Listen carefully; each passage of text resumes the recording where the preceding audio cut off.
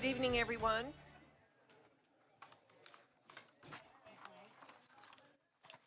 Got a happy crowd tonight.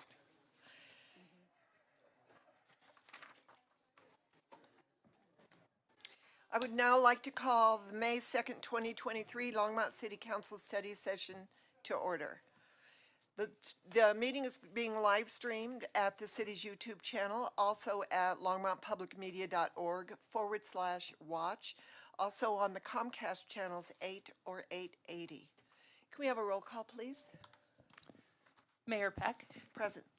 Councilmember Hidalgo Faring. Here. Councilmember Martin. Present. Councilmember McCoy. Present. Mayor Pro Tem Rodriguez. Here. Councilmember Waters. Here. Councilmember Yarbrough. Here. You have a quorum, Mayor. Thank you. Let's stand for the pledge.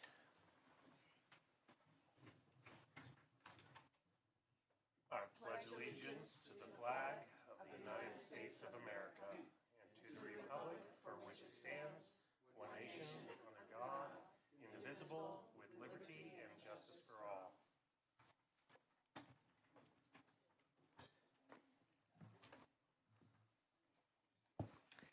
For the public, anyone wishing to speak at first call public invited to be heard will need to add his or her name to the list outside the council chambers. Only those on the list will be invited to speak at the first public invited to be heard.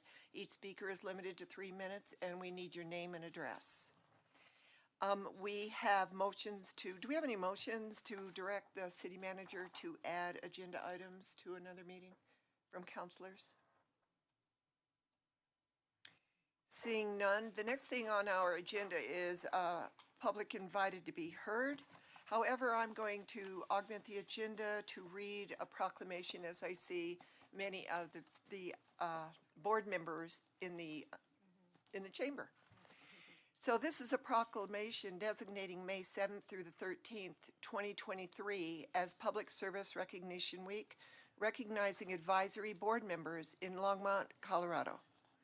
Whereas public servants include teachers, doctors, scientists, government employees, nurses, safety inspectors, laborers, computer technicians, social workers, and countless other occupations. And whereas every year the first week of May is dedicated to recognizing these dedicated public servants, and whereas this year the City of Longmont wishes to recognize the almost 200 volunteer advisory board members during Public Service Recognition Week for their dedication to public service. And whereas advisory board members fulfill the important function of advising and providing recommendations on policies, regulations, and operations to the City Council. And whereas advisory board members dedicate numerous hours of their own time each month to help ensure this community is a wonderful place to live in, to work in, and to play in. Now therefore, I, Joan Peck, Mayor, by virtue of the authority vested in me in the City Council of the City of Longmont, do hereby proclaim May 7th through the 13th, 2023 as Public Service Recognition Week in Longmont, and urge all residents to recognize and acknowledge our hard-working city employees and our volunteer advisory board members for their dedication and service to our community. So whenever you see a board member, thank them for the service that they do. They're kind of a behind the scenes, don't get a lot of recognition, so I want to thank them for everything they do. We did have a we did have a picture taken in the foyer, so usually we have a picture taken in front of the council. Do you still want that, or shall we? I think we're going to go with the one done in the foyer. Thank you for everything. So the next thing on our agenda is public invited to be heard. 3 minutes, and please state your name and address. The first person on our list is Luke Judson.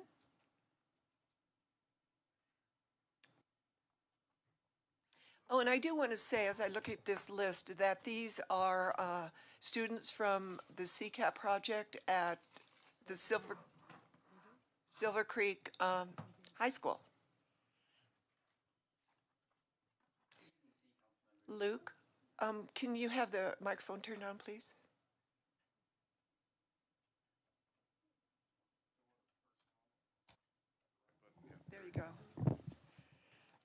Good evening, City Council members. My name is Luke Jacobson, and my address is 4901 Nelson Road, Longmont, Colorado.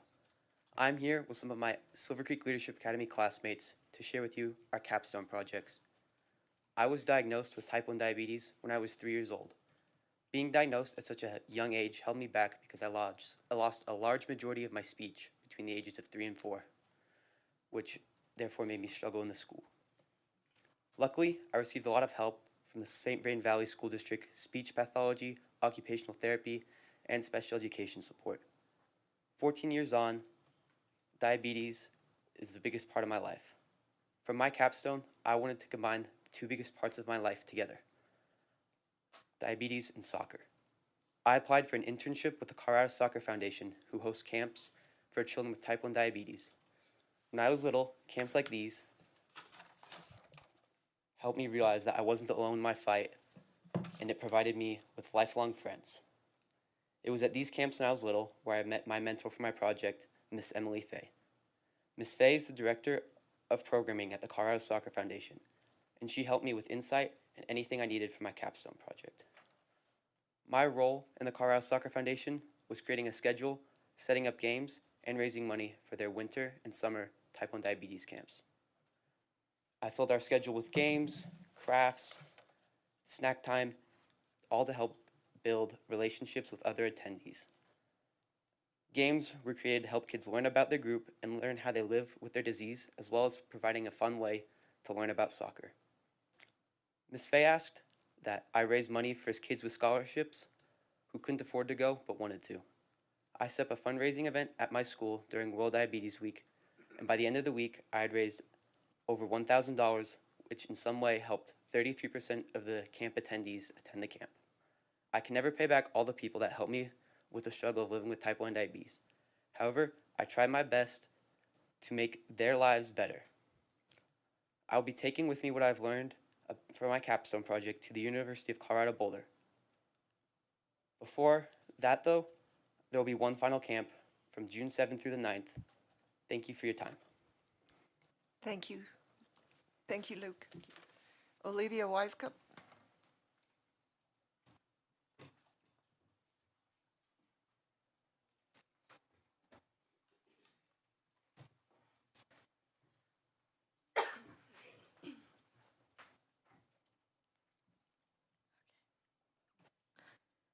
Hello, City Council. My name is Olivia Weiskup. My address is 4901 Nelson Road, Longmont, Colorado.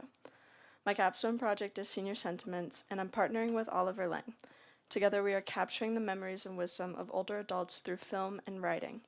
Ollie and I are both passionate about creating connections and understand that older adults have a lot of knowledge that us younger kids should tap into.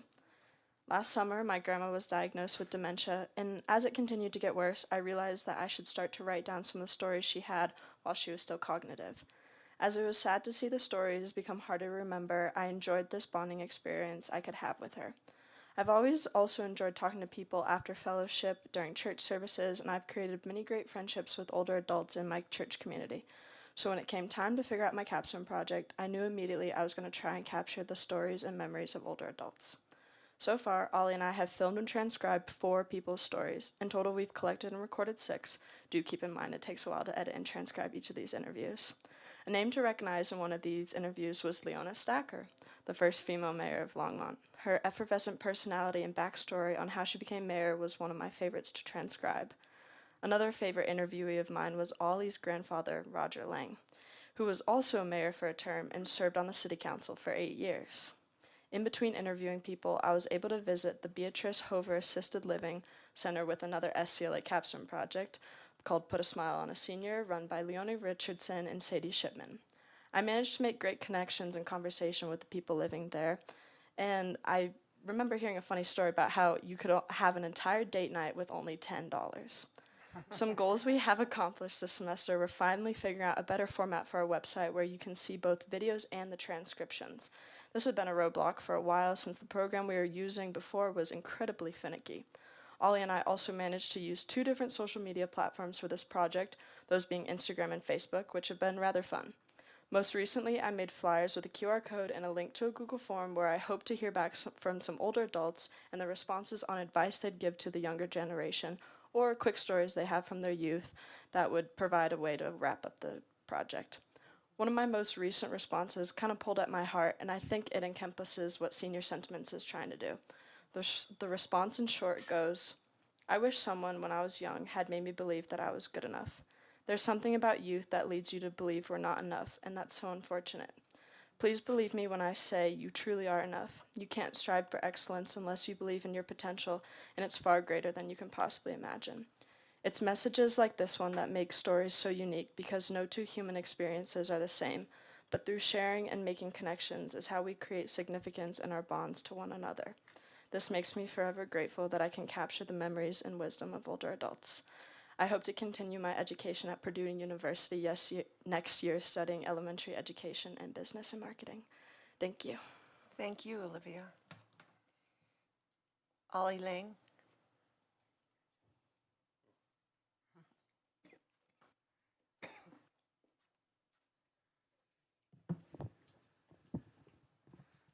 Hello, City Council members. My name is Ollie Lang. I live on 4901 Nelson Road. And as Olivia said, I'm working with her in my capstone project. We record the stories of older adults and share them through YouTube and also our blog on our website. And she covered the bulk of it, but my part of the project is videoing these interviews and conducting them with the senior citizens. And we take the film and then I edit them. And it's been a lot of fun doing it, and I've had a lot of fun learning all the knowledge that the older adults have to offer. And I ask them about their lives and what they've done and a piece of advice that they can share to the younger generation. And I do this because of my grandma, who has Alzheimer's, and I thought it'd be a good idea to just encompass those stories and share them with everybody, so then maybe their grandkids can always remember them. And you can find our YouTube channel at senior_sentiments. And next year, I plan to continue my education at CU studying marketing. Thank you. Thank you, Ollie. Grace Lacrosse.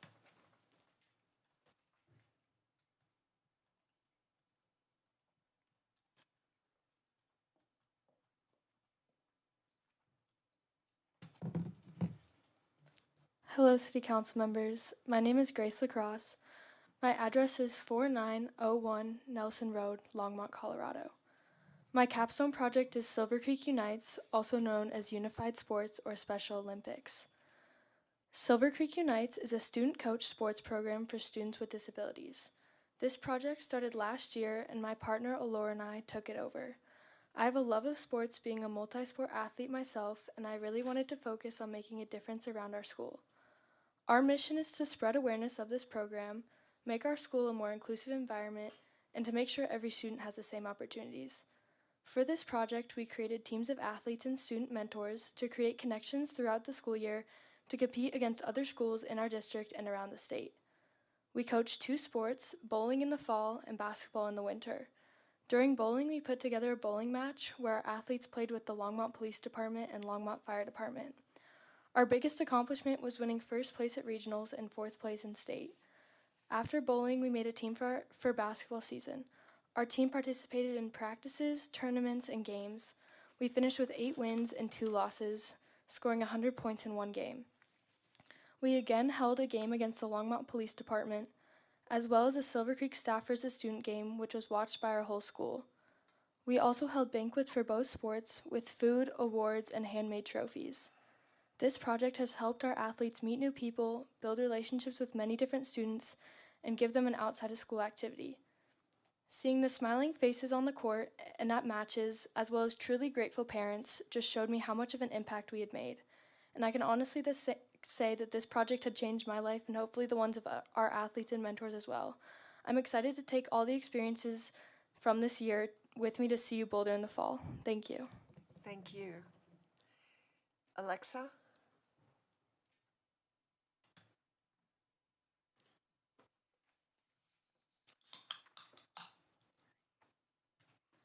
Hello, City Council members. My name is Alexa Gore, and my address is 4901 Nelson Road. 64% of women in the world could not afford to purchase period products during the last year. 21% of these face difficulties on a regular basis. This statistic is shocking, especially since menstruation is something that happens to the majority of women in our world, making it crucial that we support them. I have taken on the For the Girls project this year. If you haven't heard of this project before, it focuses on ways to gather and supply women in our community with these materials. Through donation drives, fundraisers, and education about women's health, I have worked to make a difference in the lives of these women so they only have to focus on taking care of themselves, not how they are going to do it financially. Over the course of this year, I've held 3 large donation drives. The first donation drive was at the Unified Sports Games, bringing in around 50 donations from the parents of the students participating in the games. The second was at the rival basketball game between Silver Creek and Longmont High School. By making this drive a competition between schools, I was able to bring in over 300 donations alone in this drive. The last was an online drive through an Amazon wish list I set up, and we were able to bring in around 100 donations. I have dropped off more than 400 donations over the course of this year, and I hope that this project will only grow, considering that this was the first year that it has been done. All of the donations I received this year went to the I Support the Girls organization up in Fort Collins, where I will also be attending Fort Collins University, Colorado State, and to study business. With your help, I hope changing the statistic that was previously mentioned, even if it's only in our community. Thank you for your time. Thank you, Alexa. Connor? I think it's Zarbi.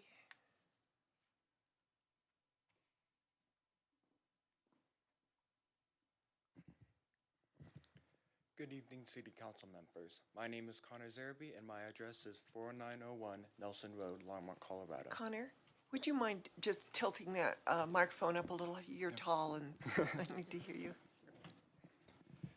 Should I start over? No, Okay. you're good. Okay. My capstone project is called Animal Articles, and working together with my mentor, Macy May from Longmont Leaders, my goal is to spread awareness about rescue animals and organizations related to them. This passion started a few years ago when I started to volunteer at the Longmont Humane Society because I needed volunteer animal hours and I loved animals. Since my family has always had one or more dogs in their care, I figured joining the Humane Society would be an awesome opportunity. This then blossomed into my capstone project as I've seen animals that go through the system and the difference that it makes. So many animals are being put down in shelters across the country because they don't have the capacity to hold them or the people to help the animals become house trained. My focus was to write articles about animals that have gone through the system, how they changed, and where they are now. My first project was focused on the Longmont Humane Society, as I had volunteered there for so long, and asked my volunteer coordinator to help me out. She directed me to Miss Wood, and we got talking about this. I was able to interview her about the process that they go through and talk about a potential dog named Lemon, who had recently got adopted. We reached out to her owners asking for pictures and a short blurb about how she was doing, but sadly we didn't get a reply. We reached out again a week later, but still nothing. We talked again, and sadly she couldn't think of any other good examples that she felt were special, and so the article sadly fell through. It was sad, but I persevered and reached out to 5 other organizations hoping for another article, but none of them responded. It's from that point on that, with the help of our wonderful Miss Adams, we decided to pivot my project, and instead of focusing on the organizations, we focused on the animals. We sent out a form for people to fill out, and I reached out to people I know who have rescue animals. This worked great as people replied, and I was able to start posting mini articles on social media. It was great to be able to read and write about people's experience with their rescue animals. My hope is that while I didn't have as much of an impact as I would have liked, people will still be able to find these and remember that adopting an animal is just as good or better than going to a breeder. Next year I plan on going to University of Victoria in Canada for school, and while I won't be able to continue my project here in the States, maybe I can make a difference up there as well. Thank you and have a good night. Thank you, Liam. Liam Paul?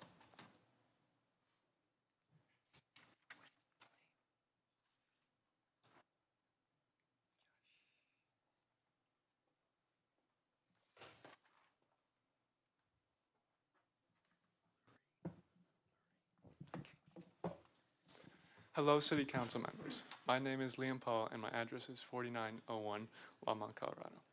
My senior capstone project involved partnering with Operation Paperback, a national nonprofit organization that aims to collect and send gently used books to active or retired members of the United States military. Reading has always been a passion of mine, and books have provided solace whenever I was going through tough times. So when I learned about Operation Paperback and its efforts to help military members, I knew that it was the perfect choice for my senior capstone project. To accomplish my project goal, I divided it into 2 phases. The first phase focused on collecting as many books as possible. I collected most of my books through my book donation bins, where members of the community could drop off book donations. If you walked into Q's Espresso anytime during the winter, you probably saw my box as you stepped inside. I was also a part of a drive and drop event early on in the school year. In total, I was able to collect over 600 books. Now, unfortunately, 300 of these books did not meet the shipping requirements for Operation Paperback, and following the collection phase, I concentrated on organizing and shipping the books I had collected. To get the books sorted, I organized several book sorting events where I had 3 to 4 volunteers help me sort the books by genre, which helped quicken up the pace for shipping them. So far, I've sent approximately 250 books to over 20 military members, and I plan on sending the other 50 before the school year ends. Regarding the books that I couldn't send, I plan to donate them to the Longmont Public Library and put a few of them in the little free libraries around town. Thank you for allowing me to share my story with you. I'm proud of my work and look forward to continuing my efforts to support our military members at the University of Arizona next fall. Thank you. Thank you, Liam. Josh?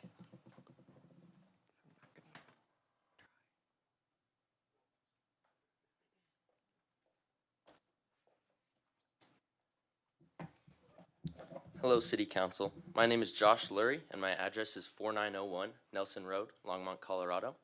I am a part of SCLA, and my joint capstone project with Isaiah Bennett, Movement for Memory, aims to create a learning environment that combines movement with learning. I came up with the idea for this project last year as an 11th grader and implemented it as a mini capstone with a first grade class at Eagle Crest Elementary School. Following the COVID year of online learning, I grew sick of education on iPads with a lack of time set aside for movement. And after speaking with a lot of my classmates, they hated it just as much as I did. I wanted to find a way to combine learning with movement and realized even if my classes weren't set up this way, I could create this ideal experience for others. This project couldn't have become a reality without the amazing teachers Mrs. Doyle and Mr. Gassetta at Eagle Crest Elementary, who welcomed this new learning tactic with open arms, as they too realized the potential of this project. Not only do the students have more fun when moving around, but it is also extremely beneficial to their cognition. I've done some research to find out how moving helps our brains, and found an article by QWERTYkids.com that states, physical movement helps the brain form neural pathways, which increases cognition, improves memory, and helps us to acquire knowledge faster. We have taken this valuable piece of information and used it as the basis for our why, as in this is the reason we're providing this opportunity to the young students of Eagle Crest. Movement is a crucial piece of learning, and it is something that is overlooked every day by teachers and administration, which is why I've become very passionate about this project and have turned it from a small mini capstone to a large-scale capstone project that is advertised on Instagram and has grown to fit a wider range of grade levels and students, as we've currently been working rigorously with a 3rd grade class at Eagle Crest, which has tested our abilities and been an amazing experience for both my partner Isaiah and I, as well as the students. Thank you. Thank you, Josh. Isaiah Bennett.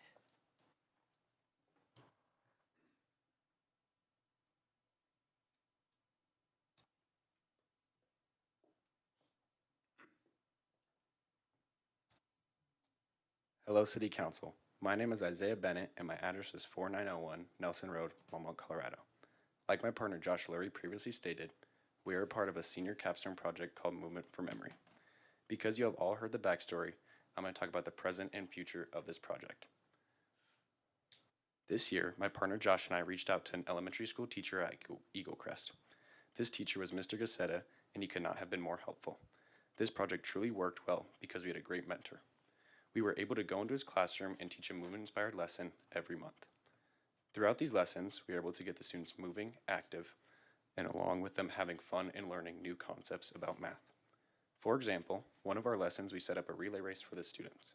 Before they could begin the race, they had to answer a math-related question. This combines movement and learning, which Movement for Memory was all about. Along with the benefit of combining moving and learning, we also got to see how much fun the students were having.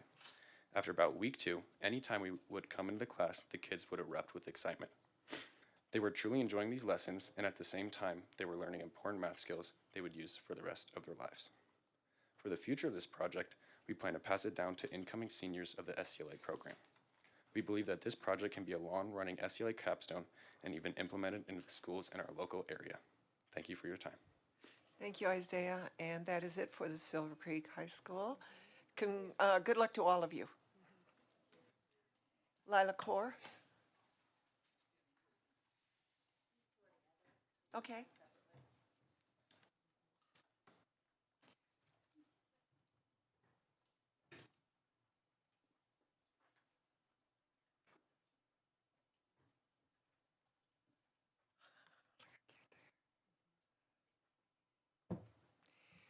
Don't forget to pull that microphone down. There you go. Good evening, council members of Longmont City Hall. My name is Sienna Snap. And I am Lila Kaur, and as a student body president, We came to tell you why we think there should be more intense gun laws. Our country has the most shootings in the world, and that is why we came here today. We came for action for our class project, but we feel that it is more than that. according to the Pew Research Institute, Harvard and Northeastern University, roughly 40% of Americans either own or have a gun, someone in their household who owns a gun. Additionally, gun sales have skyrocketed since COVID-19. According to Dr. David Hammondway, a gun safety expert from Harvard, compared to the other peer countries, basically what we have is by far the weakest gun laws. Not surprisingly, we have huge gun problems. In Colorado, they just lifted the gun laws, and we don't think that's such a great idea because who knows, we might have a shooting soon, and we want to prevent that from happening. Now, I know we're just kids, but we think that we are kids that can change the future. As an example, New Zealand had a mass shooting, and after that, they decided to change their ways and have stricter gun laws. And we think we can too, and we think we should. Here are some facts from Amnesty.org and SandyHookPromise.org. Wide access to firearms and loose regulations lead to more than 39,000 men, women, and children being killed with guns each year in the USA. Since Columbine in 1999, more than 338,000 students in the U.S. have experienced gun violence at school. In the year 2017, nearly 40,000 people died by guns, which was up by 1,000 from the year before. On average, more than 360 people in the USA are shot every day and survive at least enough to get to long enough to get to the hospital. Just recently, right here in Longmont, Colorado, a 16-year-old boy died by the Hobby Lobby while at a car show. He was shot by a gun. In Colorado, there is an average of 1,800 schools and 889,000 public school students, and we want to keep them safe, including ourselves. We want to ban guns that have no use, which can easily kill people, like assault rifles. We know that many people come here to City Hall to pass laws. They are not always successful, but we want to be successful.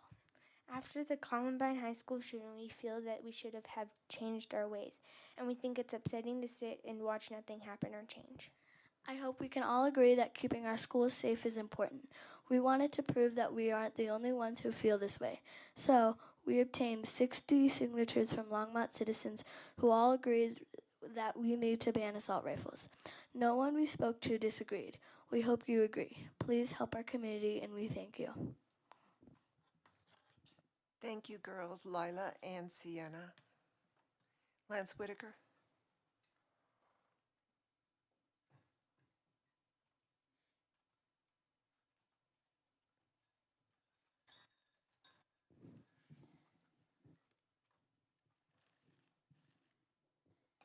Mayor and Council, my name is Lance Whitaker. I live at 1750 Collier Street, Longmont, Colorado.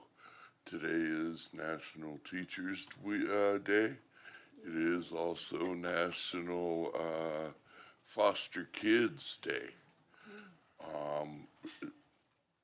Flavor of the day is also National Truffle Day. So enjoy your truffles today.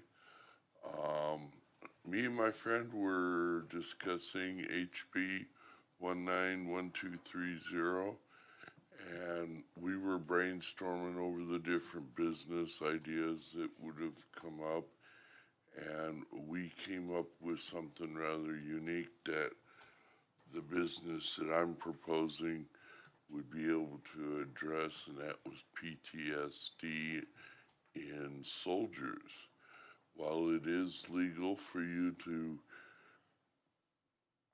partake with your doctor, it is not legal to do it in a group setting. So me and my friend thought that that would have been a really nice thing to do to the veteran community of the area, is to hold a PTSD council session if I'm ever able to. Thank you. You have a good day. Thank you, Lance. Noah Shabaka?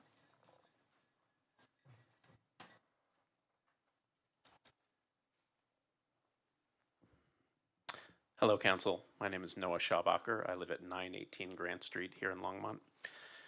Every morning, I get up and take my dog for a walk, and we go south and try and cross 9th Street, but it's extremely dangerous. There are no crosswalks at 9th and Grant. There aren't any crosswalks at Sherman, and there aren't any crosswalks at Lincoln. So the nearest crosswalk is about a quarter of a mile away at Francis. But it's not safe to walk on the sidewalk on 9th Street either. The sidewalk itself is only about 46 inches wide. I know because I just measured it. I myself am about 25 inches wide at my widest point. And our dog, even though he's well trained, doesn't walk immediately in front or behind me. So if we encounter anyone when we're walking on the sidewalk, someone has to step into a neighbor's yard or into the street.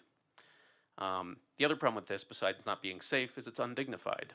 We don't require drivers to go a quarter mile out of their way in order to travel 40 feet. All of our streets that run east-west in Longmont in this area have the same problem. 3rd, 9th, 11th, Mountain View, 17th. They're all designed for high-speed car travel, and they make almost no allowance for pedestrians. In fact, as we know, one member of our community died on 3rd Street when they were trying to cross the street last year. I'm asking the council, in light of the presentation on Vision Zero last week, to consider installing new infrastructure on these streets to discourage speeding and to encourage and to allow pedestrians to cross safely. That can be something like raised crosswalks, speed humps, more lights and stop signs, anything to design the streets so that citizens can walk safely and cross the streets, and so that cars are able to coexist with people, and so that our streets are safer. Thank you very much. Thank you, Noah. Seeing no one else on the list, I'm going to close public invited to be heard. We are now at our Longmont Public Media update. Invite Sergio Angeles.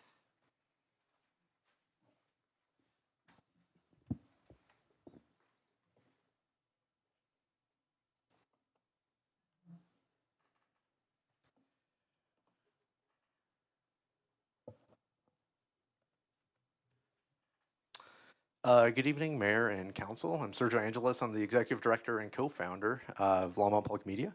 And I'm here tonight to give an update on 2022 and Q1 of 2023. So for the agenda, we're going to just go over some metrics. Then we'll talk about some of the updates from Q1 of this year. And then we'll also briefly talk about the future of LPM.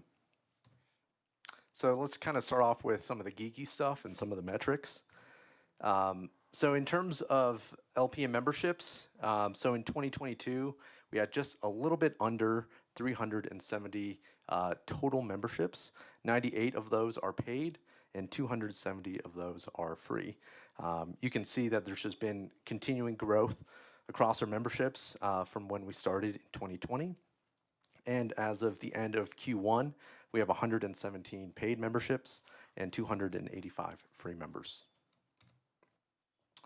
In regards to membership revenue, we actually surpassed our projection in 2022 with $23,573. That's more than double from 2021. And in Q1 of this year, we reached $6,420 of membership revenue. And while membership revenue is important, we actually want to make sure that the space is actually being used. So in 2022, usage hours across the total space, so that includes all the TV studios, podcast rooms, editing rooms, etc. We reached 2,365 hours, so just a little bit under half, or sorry, a little bit under double from 2021. And in Q1 of this year, we've had 728 usage hours. I might add that this might be a little bit low, just because some people may have forgotten to make reservations. So we actually think the numbers are a bit higher. Now for the total hours watched of LPM content across all of our platforms is in 2022 is 4,417 hours. So that's across our YouTube channel, our Facebook page, Vimeo, Roku, our website. What's not included on here are all the Comcast channels, all 3 public access Comcast channels. We don't get data from that. Also not included on here is any City of Longmont, any videos that we created for the City of Longmont. In Q1, we had 1,946 hours.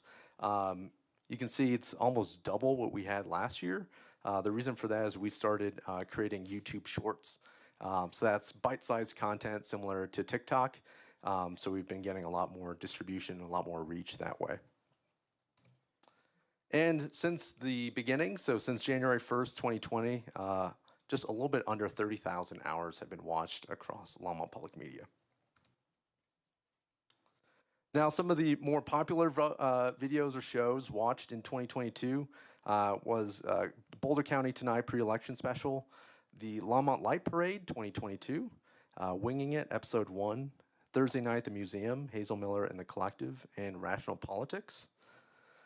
The most popular videos for Q1 of this year were Artists of Longmont Episode 1, the Comfy Couch Performance Circle, a comedy open mic night at LPM, the backstory on a call to action, and the LPM Shorts Forum interview with Tom Parkin. In terms of most liked videos, this is primarily just on YouTube. The top 5 in 2022 were Boulder County Tonight, the LPM unboxing of our Kodak Reels digitizer, Winging It Episode 1, Louisiana Glen Episode 2, and the Longmont Lights Parade 2022. Now, the list that you see here, these are the most disliked videos also from YouTube. We don't know why these were the most disliked. Could be people didn't like the title or the topic or who was in there. We get none of that data whatsoever. The most liked videos of Q1, most of these, with the exception being the Artists of Longmont, are all YouTube shorts. So that's, again, bite-sized content around 1 minute or so long.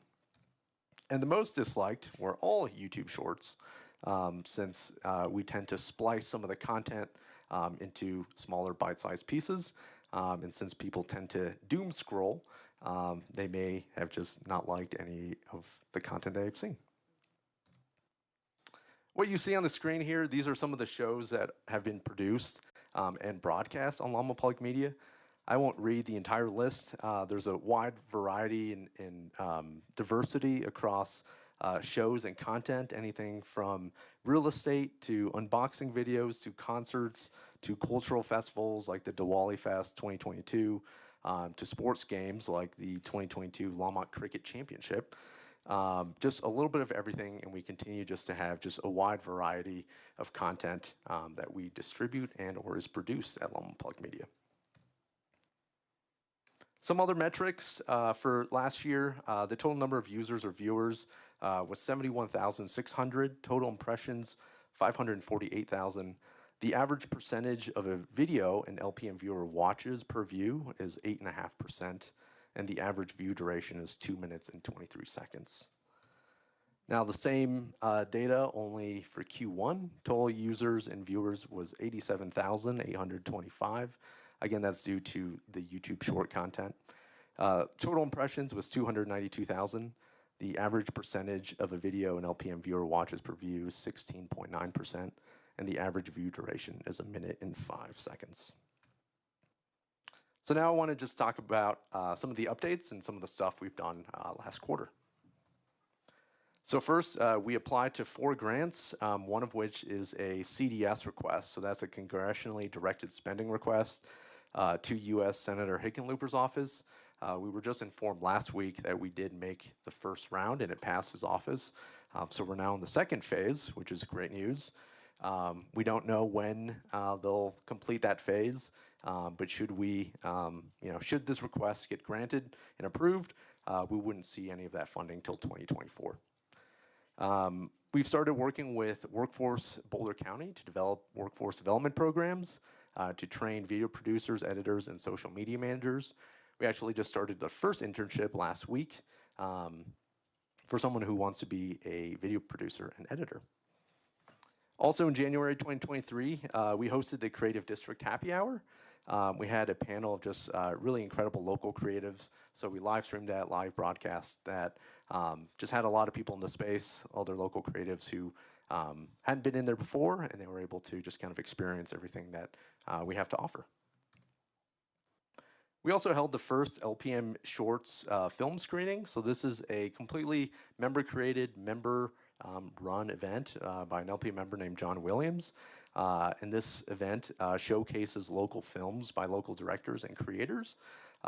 It was completely sold out, including the second one. These are now quarterly, so I would highly recommend all of you come attend if you can. Longmont Public Media was also a venue for the Winter Walkabout, so we hosted 4 concerts there. In 2023, we also live streamed and live broadcast all those. We did host a field trip by the Montessori School for middle school students, so that the students can come in and see the space, learn about content creation, try out equipment, and just kind of have a blast there in the space. We also hosted a field trip for the American Association of University Women. We started working with the Innovation Center to have Longmont Public Media be part of students' curriculum. So the way this would work is that some of the students at the Innovation Center, they have access to a full broadcasting studio, and we would make it part of their curriculum for them to either broadcast live on Channel 8 or any other channels. And that's just one of the ideas that we have that probably won't happen until 2024. And lastly, we're working again with the CETC, so that's the Career Elevation Technology Center, to have another summer internship program for high school students this summer.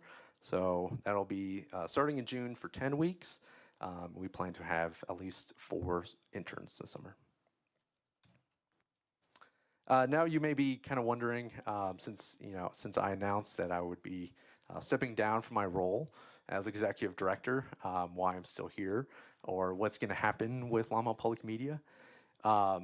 And as we, as I announced to the board and our advisory board that I'd be stepping down, we had just a really great conversation about what's next, what's the future, a lot of great questions, and some of those questions that we asked ourselves were, how can we continue to grow, and how can we deliver more value to our community.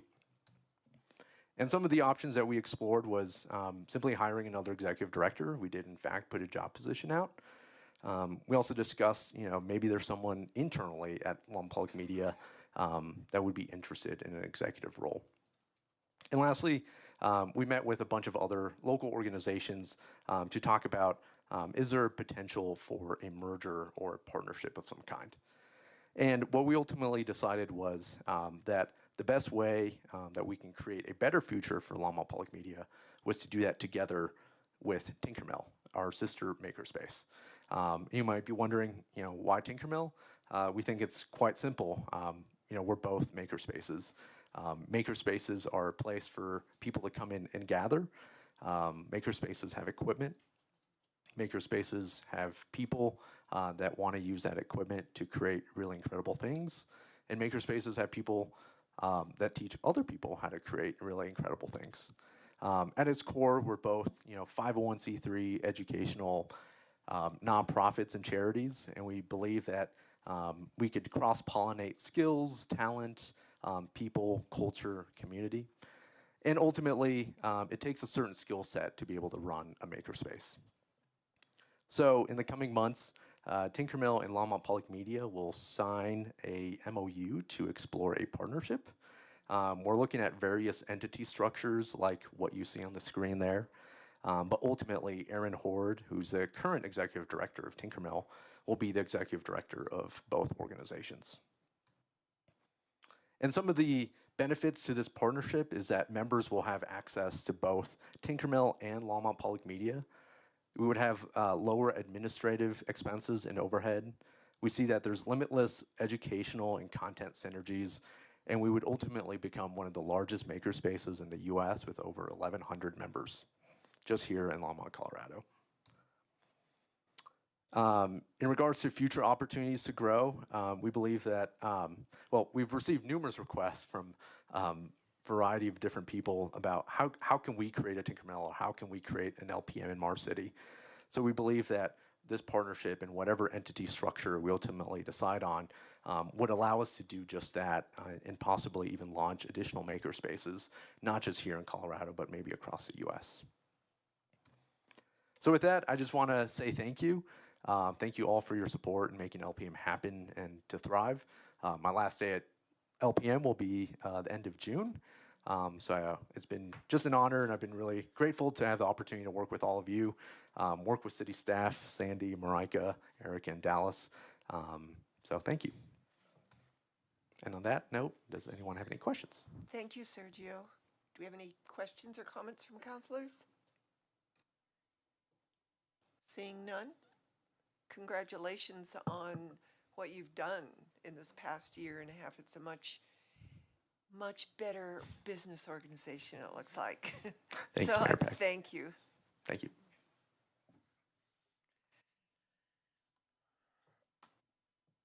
So we are at now our study session items, which is a review of the Boulder County Coordinated Comprehensive Development Plan.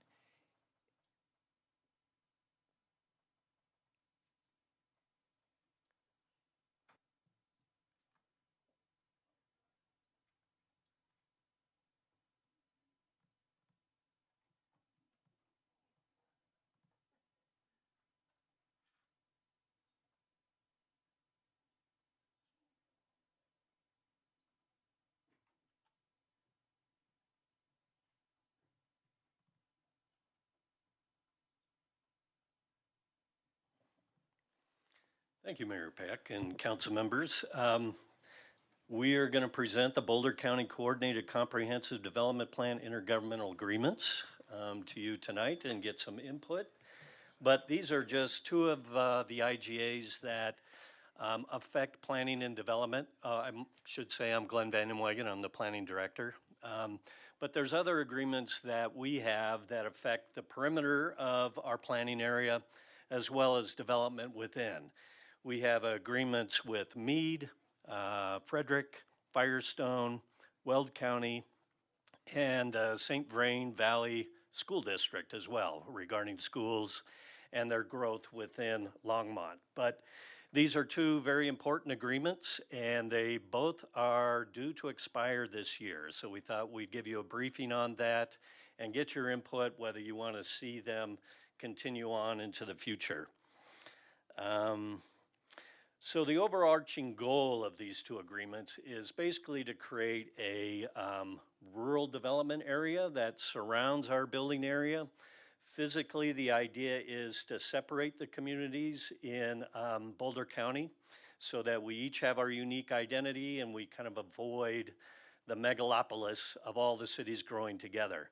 It also keeps the county rural, and but there are some provisions, there's some limitations on annexation, but there's also provisions to allow infrastructure expansion to allow the city to grow within.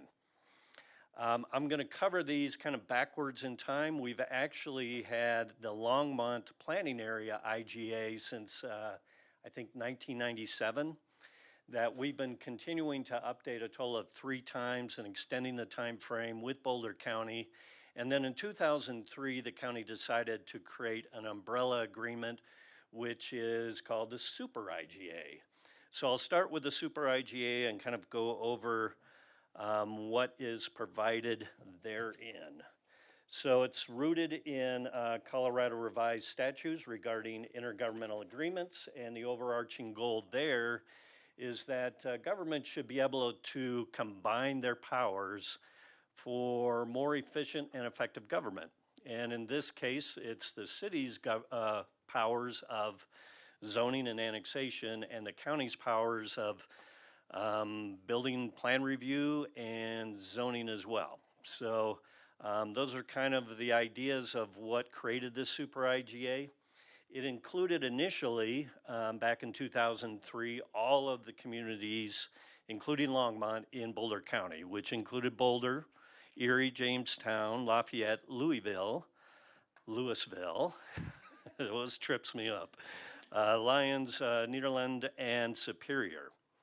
So again, the overall idea is to keep the county rural, but allow the cities to grow within. There are some exceptions to allow us to grow beyond our designated planning area, but I'll get into that in a little bit more detail with when we talk about our particular Longmont planning area, IGA. And then there's other issues that's kind of thrown in the end of the super IGA that it kind of opens the door for other discussions with the county, and that could be over revenue sharing, affordable housing, or library services. And I don't know what the issues were in 2003, but I'm sure those issues are still with us today. It expires on October 16th, 2023.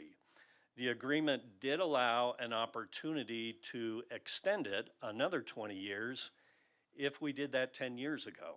So I don't know why, whether we just missed it or whether it was a concerted effort not to extend it again. But the super IGA will expire on October 16, 2023. If you decide to renew it, we will update it and bring it forward brand new, basically. Now, some of the communities may have extended at that 10-year mark. My understanding are there's, at this point, a bit of a jagged group of communities that are part of the super RGA and some that are not. I haven't reached out to all of them to see what their intent is of whether they want to renew the super IGA or not, but we could certainly do that.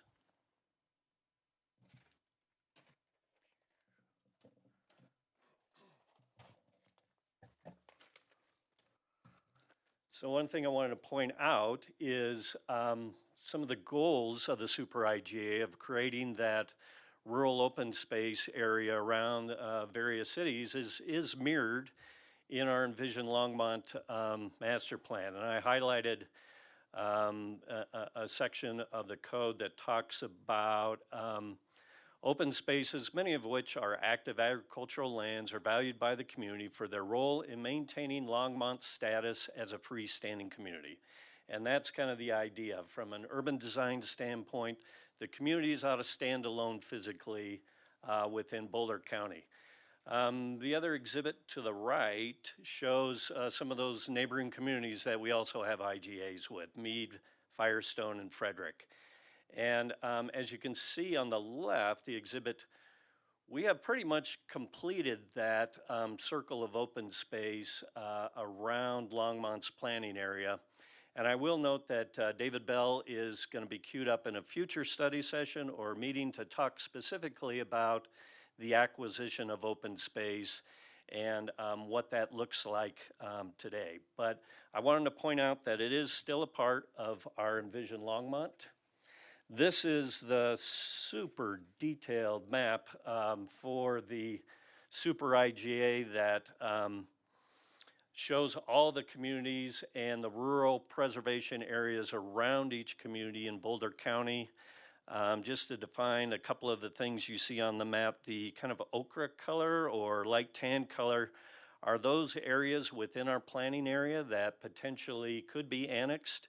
This is pretty old, so we've annexed a good deal of them already.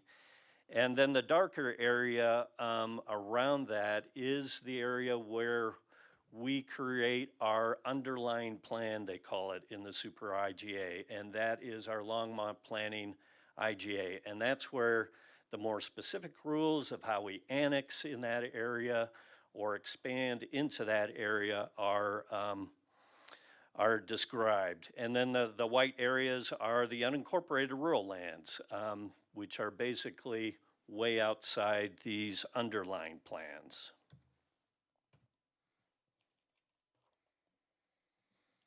So the Longmont Planning Area, IGA, as far as the rules for annexation, and as I mentioned before, this first started in 1997. We've adopted it or extended it 3 times.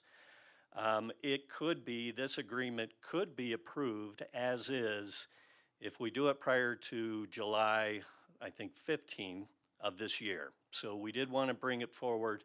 This has been kind of the workhorse for us as far as a lot of ways, and mainly the annexation rules are that, again, the county areas beyond our planning areas are to remain rural, so there's not many opportunities for annexation, but there's a few.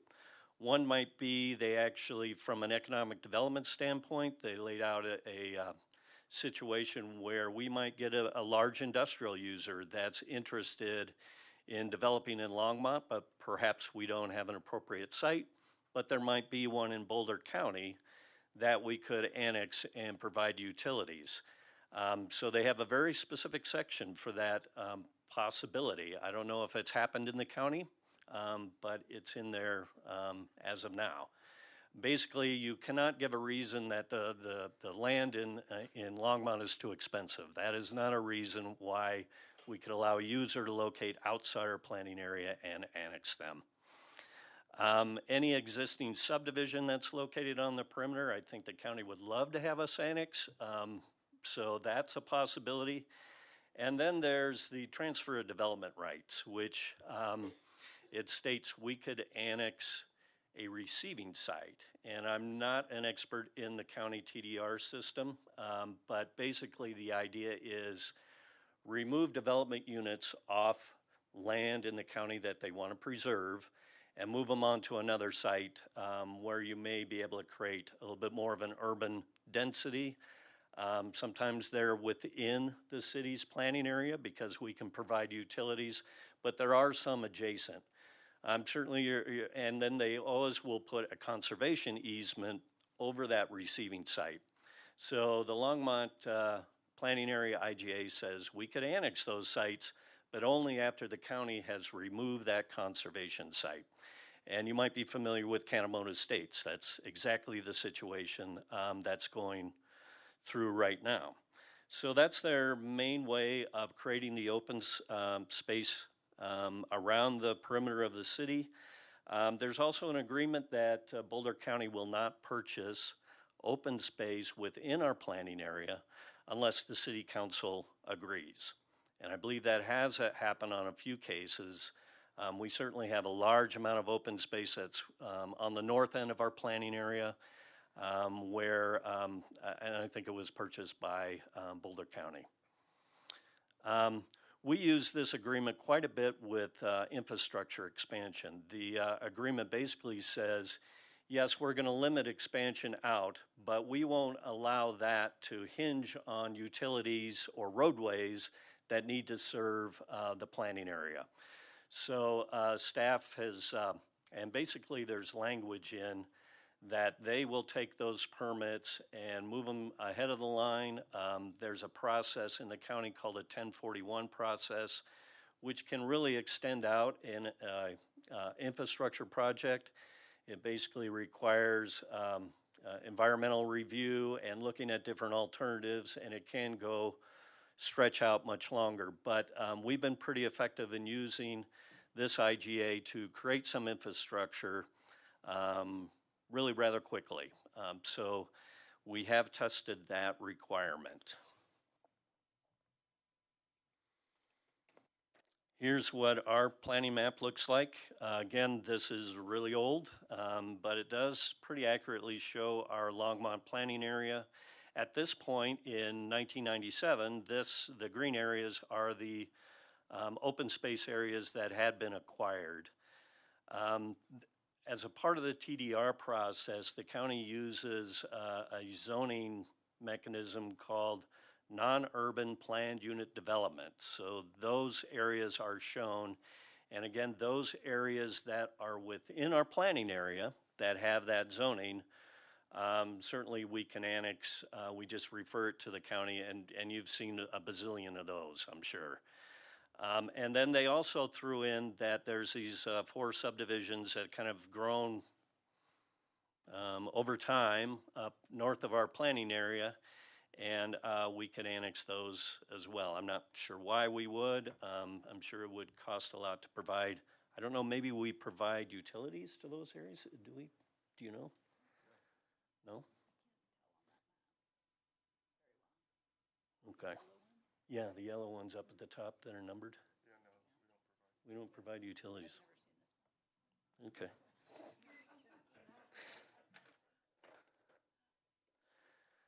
And then I just wanted to show you our future land use map. And again, you see all those open space areas shown in our planning area, and the light green ones are surrounding our planning area.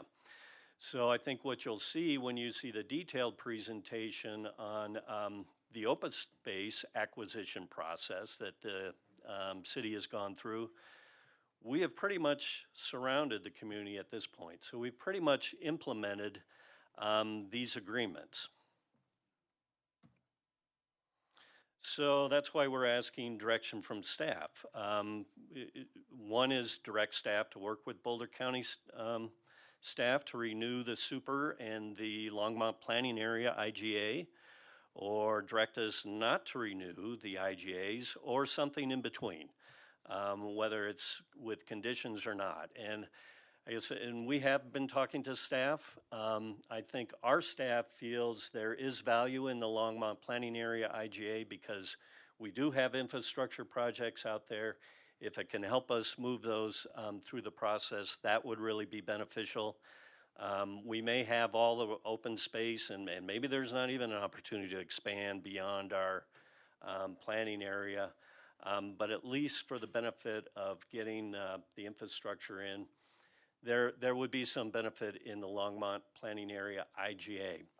The super IGA, it's really one more, I guess I'd look at as kind of a spirit de corps. We're all in it together, and it's good to know all the other communities are going to sign up to that super IGA, but that I don't know. In talking to the Boulder staff, our IGA can exist on its own and continue on without the super IGA. So let's give you a little bit of background, but I'd be happy to answer any questions that council might have.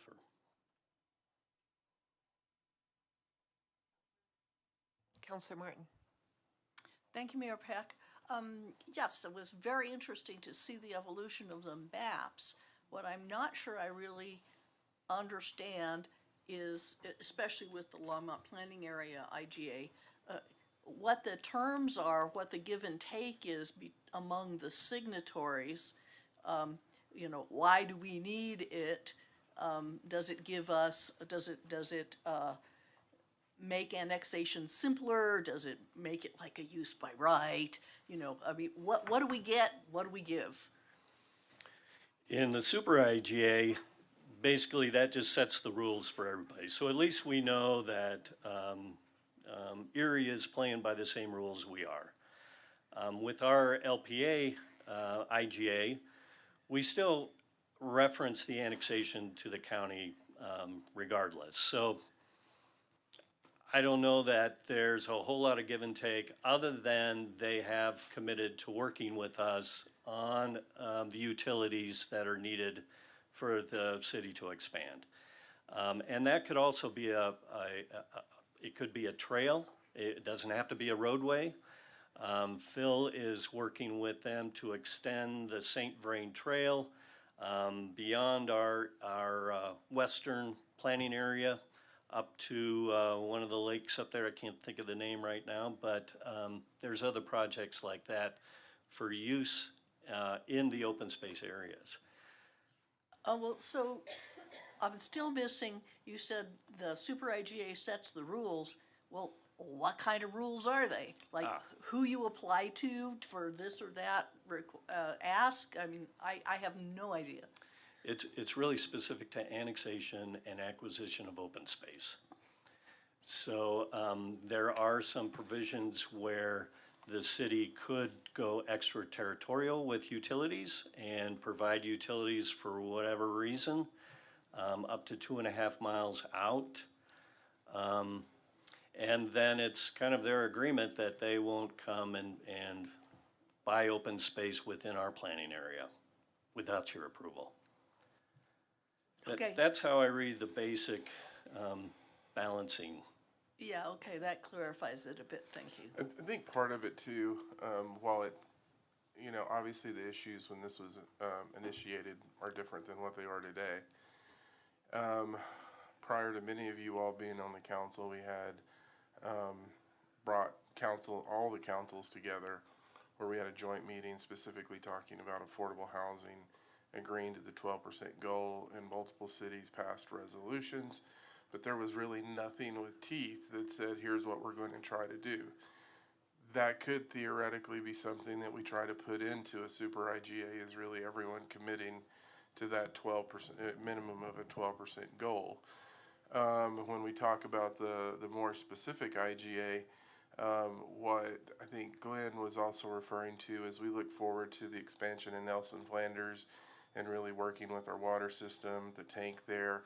We would want to negotiate that into the IGA to streamline that approval process so that we don't get caught up in extensive delays as we're trying to expand Nelson Flanders on property that we own. So it's things like that we would want to negotiate into this to help streamline our processes. Thank you. Councilor Waters? Thanks, Mayor Peck. Real quickly, 3 quick questions. Glenn, you made reference to infrastructure that we've been able to extend because of the, I don't know if it's the super IGA or the planning area IGA. Could you just give an example or two of what you were thinking, what you're referring to? I think there was a raw water line that was put in Highway 66 that went through this process.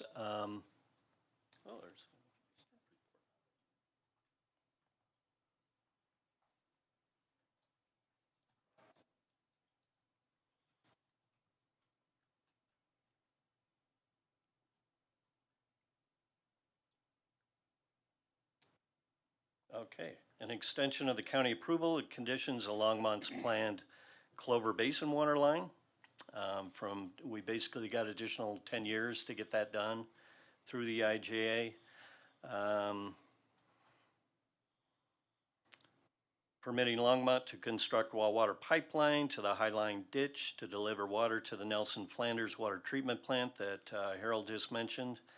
And there was some design clarifications for Highway 66 storm drainage project that allowed us to do some berming, I guess, to protect the roadway. And and most recently, the annexation of the Peschel property that we actually bought jointly. That's interesting outside of Boulder County as well. But there were some agreements about Quicksilver Road that was part of that as well. And that would be the infrastructure part of that Peschel acquisition. Yeah. So the IGA, in each of those examples, or at least in the Nelson Flanders and in Dry Creek, the IGA allowed us to accelerate getting done what we needed to get done for our purposes. Correct. That was the value. Yes. That was my first question. Second question, what are the implications of for the super IGA, some municipalities and the county renewing and others not? You mentioned some jagged edges. Does that really matter to us if not all the municipalities participate? Is there some reason we ought to be reaching out or working with the county to bring folks together and have a kumbaya on this? I'm not sure on that. I think what I heard is perhaps Erie may not renew, Nederland, and another community that slips my mind. But I don't know that it has to be an all or nothing type of situation. I think we do need to get some intelligence on what other communities are looking at. And as Harold mentioned, there is that opportunity to discuss other issues, affordable housing being one of them. So, I mean, those are all interesting opportunities, but on the maybe that's downside, but among the implications, if a municipality, fill in the blank area someplace else, chooses not to participate, and now we're operating with different rules in terms of annexation. Now the potential conflicts between municipalities, is that where that goes? I think that's more of a conflict with the specific municipality and the county. And Not that between not municipalities. necessarily between municipality. All right. I think if there's an area for that to occur is if we do try to have the affordable housing conversation and people are in different spots. And that really goes back to, I think, what really was the crux of the conversation when everyone came together is we want everyone to agree to do the same thing. And my suggestion in this is just putting a little more teeth into it as you look to the future. So you answered a question I wasn't going to ask, but I should have, and that is, from a staff perspective, we ought to be thinking about adding to this. The renewal is one thing, but that's maybe necessary, not sufficient, because there are other things we ought to include. Will that be driven by David's presentation on open space or some other agenda item? Well, in multiple things. You heard me mention the infrastructure pieces in Nelson Flanders and wanting to get more certainty and getting more specific and moving through some of these processes even faster than we've been able to in the past. So there will be some operational needs that we will bring into play as staff. That's stuff that you'd work through with the county. Correct. And then come back, when it's back on this agenda for approval, those would all be baked in. Correct. To what, all right, last question, and I think I would know the answer, but are there any downsides from a staff perspective to signaling or given direction to move forward with whatever needs to be added and bring something back to this council for approval? Any downsides? I can't think of any. I think at one point I was thinking if there are people that don't participate in the overall super IGA, does that mean they're going to be able to cook some other deal with the county? And I really don't think so. So, and I believe all those other communities have these planning area agreements. And they're getting the benefits that we are. So I don't think anybody has a reason to drop out of the underlying planning agreements. Thanks. Councillor McCoy. Thank you, Mayor Peck. Oh, Glenn, I really appreciate your presentation tonight. I think kind of some of the things I saw, but the comment that you made in regards to setting the rules, I think is really one of the underlying issues here.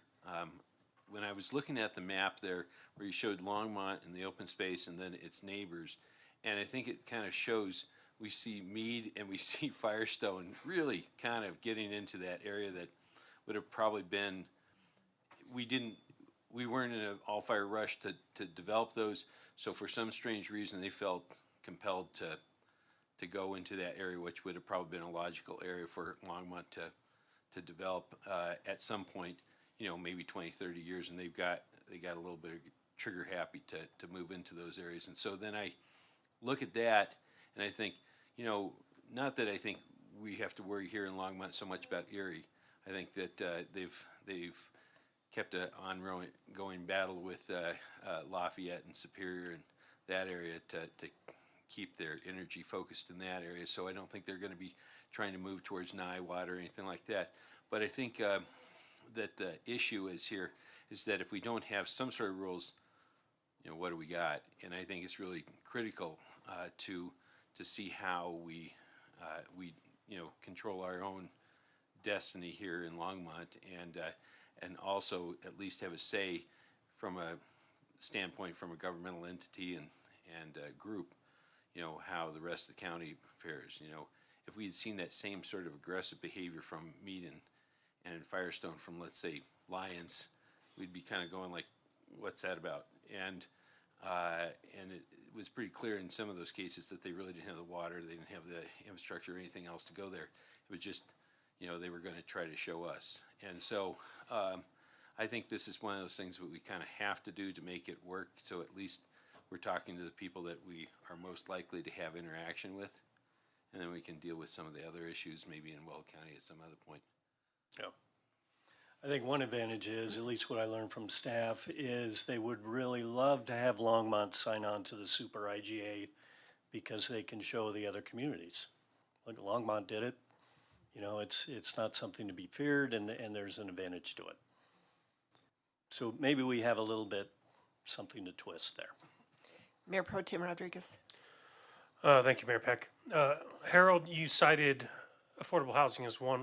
There was a second issue that you said that we might want to negotiate as it comes to the IGA. What was that again? I think that was related to putting in infrastructure, and specifically Nelson Flanders, and the expansion of that plant and the processes that we would have to go through. I think those are the two that I mentioned. Okay, those were the two. So essentially speaking, or essentially what I'm getting at is that I agree with staff's recommendations.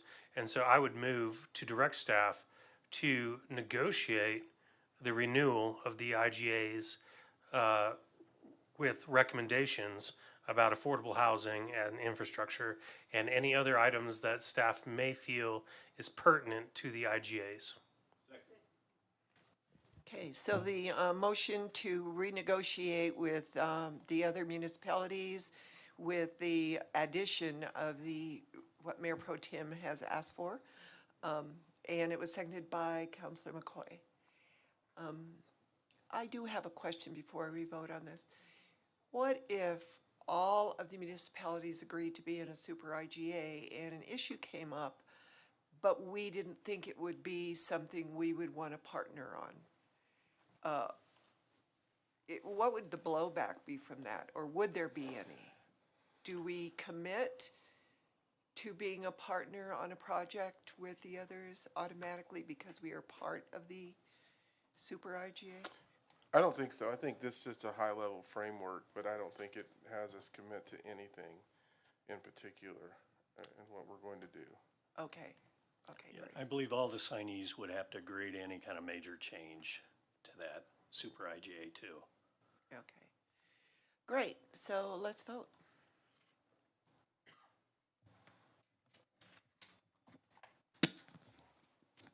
And that carries unanimously. Thank you, Mayor. Glenn. Thank you, Council. So the next thing on our agenda is a 2024 budget discussion. This is the beginning of our budget discussion.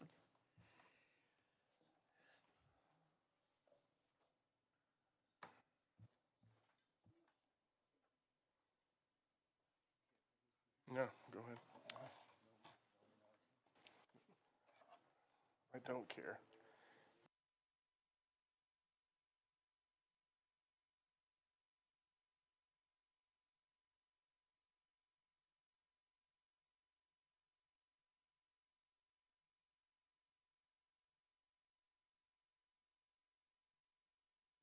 Mayor, members of council, Jim Golden, the Chief Financial Officer. And this is the beginning of our budget process for 2024. Staff has already begun to work on CIP submissions and begin to put together their budget requests that are due at the end of this month. And we annually do meet with the council during May to give you a little bit of a glimpse of what the expectations are that we have looking forward to this budget process, and also to allow you an opportunity to give us any direction in regards to that budget process. So I've got about 15 slides to go through, and I'd be glad to answer any questions along the way. And we would again, welcome your direction at the end of it if you have any. And I'm sure the city manager will probably want to jump in now and then to add a little clarity. So here's the schedule. So as I said, we begin preparing budget requests already. They'll due at the end of the month. In June and July, the staff and the city manager review those requests and meet with departments to discuss them. And in July, probably July and for some a little bit into early August, we'll do our 2024 revenue projection finalizations. And also in early August, we then also more or less make final decisions on balancing the budgets so that we can put the proposed budget document and CIP document together for the council to receive. It'll be on August 29th this year so that we can meet the September 1st charter deadline for presenting the budget. I'm going to jump in. Go ahead. So one of the things I did want to point out to council is when we look at the CIP work, we've actually started those meetings already. One of the things that we were seeing in terms of our CIP is you're going to be seeing a carryover budget ordinance, and we weren't finishing things in terms of where we were funding. So last year in the budget process, we specifically talked about ability to finish the projects within a designated time frame. Some of those projects in the CIP, we have to accrue funds over time. We know what those are and we have to deal with that. But it was some of the others that we weren't just finishing. And so when we went into the CIP process this year, our instructions were a little different to staff. It was, we want to see that you're finishing the projects that are in the queue before we add additional projects to the list and diverting some of our attention. So I will say that the CIP process this year will probably be more narrow and focused and fewer ads, and you're going to see more of projects that we're finishing. That was one side of the equation. The other side of it was what we're also seeing in many of our CIP projects, especially those where we had to accrue money, is with inflation, the costs are going up dramatically. We gave the presentation to you all a couple of months ago about what we were seeing in cost increases. So we think we're also going to have to use funds that are available in order to bridge those the cost increases that we're seeing. So just wanted to let you know that was my direction at staff. In order, we need to finish things. We need to deal with what's over budget, and there doesn't really need to be any new CIP projects added this year, so we can catch up and finish what we need to finish. So we, picking up in September, we'll do presentations and a public hearing. And in October, we do a second public hearing. The council then will give us final direction, and we will put together the ordinances and resolutions for actions by the council during October and have a budget adopted by the end of October. So I'm just going to give you some general results. We we're very close to being finished with the draft of our financial statements. Our audit's currently underway at this point in time. And so some of the numbers I'm presenting might still be subject to change. I know that at least one or two in particular are definitely still being worked on this week. They'll probably be finalized in a few days. But these are going to give you a general idea of the major funds and where they stand moving into this budget process. So the general fund has got a fund balance ending the year of $48.4 million, and that's $6.7 million greater than what we ended 2021 with.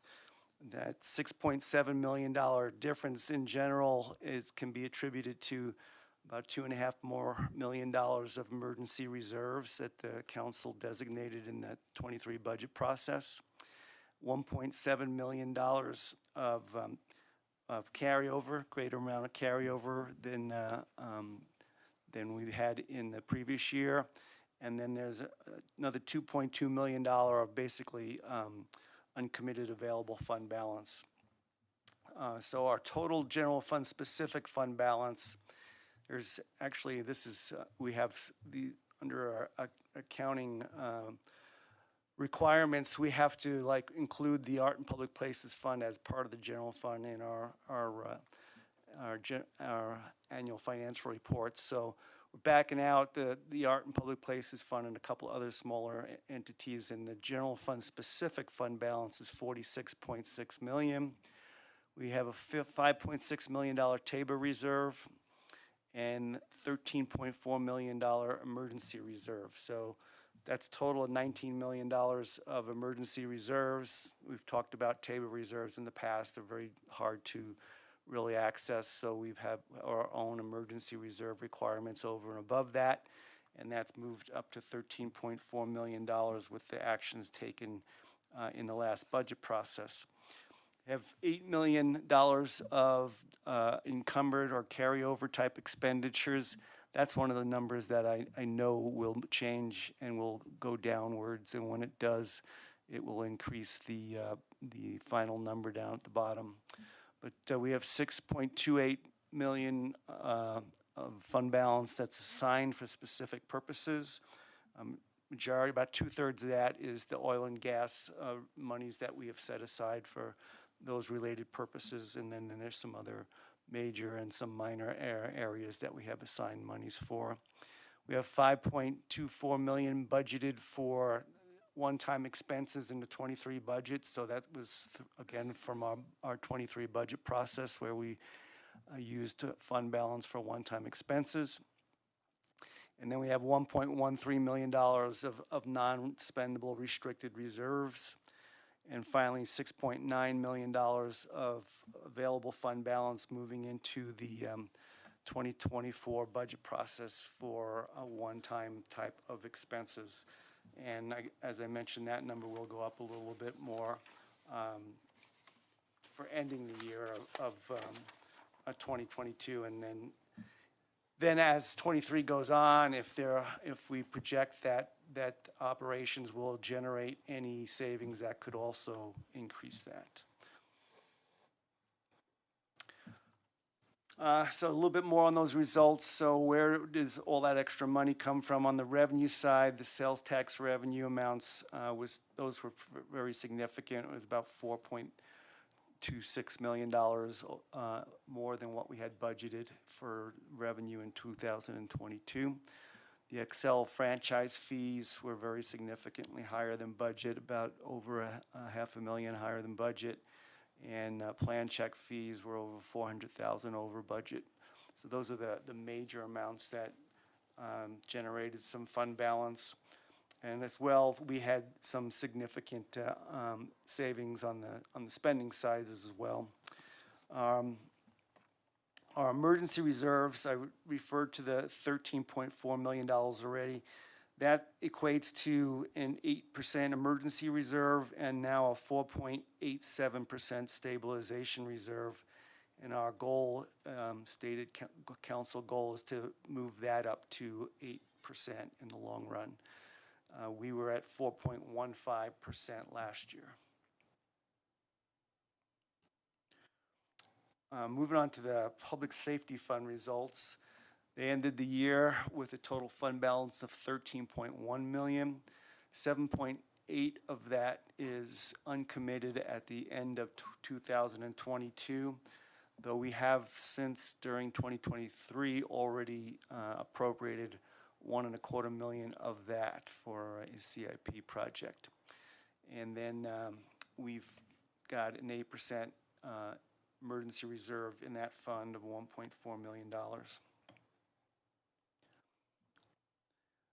couple other larger operating funds. These are both sales tax driven funds. The Public Improvement Fund ended 2022 with an available fund balance of almost $3 million. Of that amount, we do have in the future CIP years, we've used $2.09 million of that amount. So in a sense, that is committed, but not technically committed since we haven't appropriated it.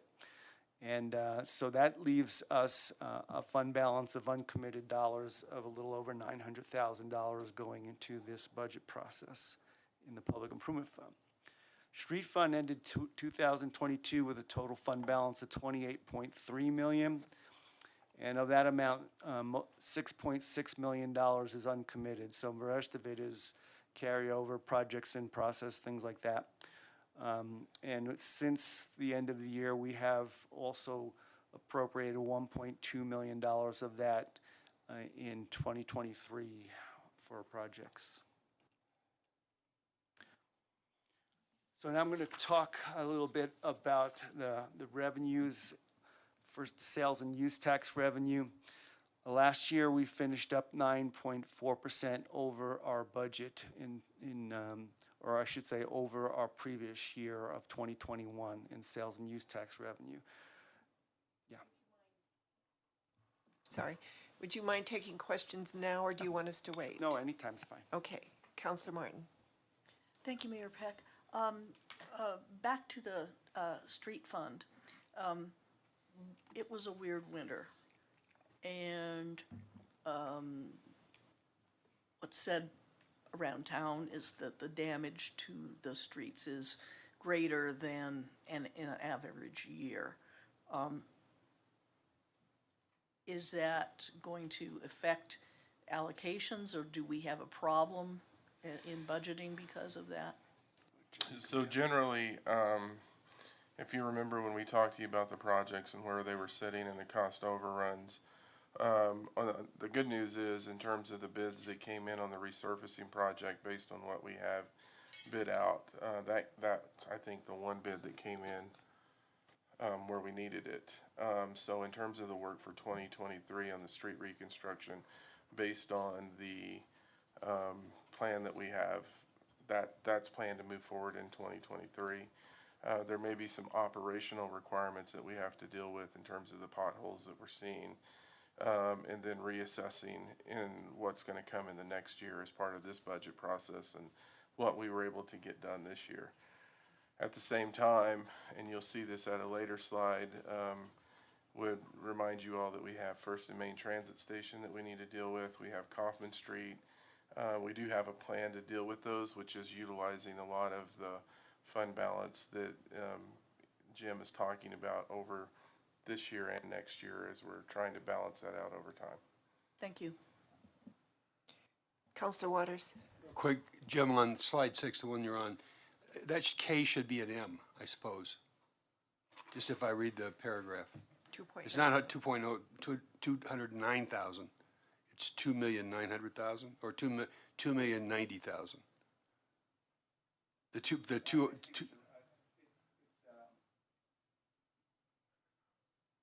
Should be an M rather than a K. I think it's million, not a thousand. All right, I just want. Can you turn on your microphone, Jim?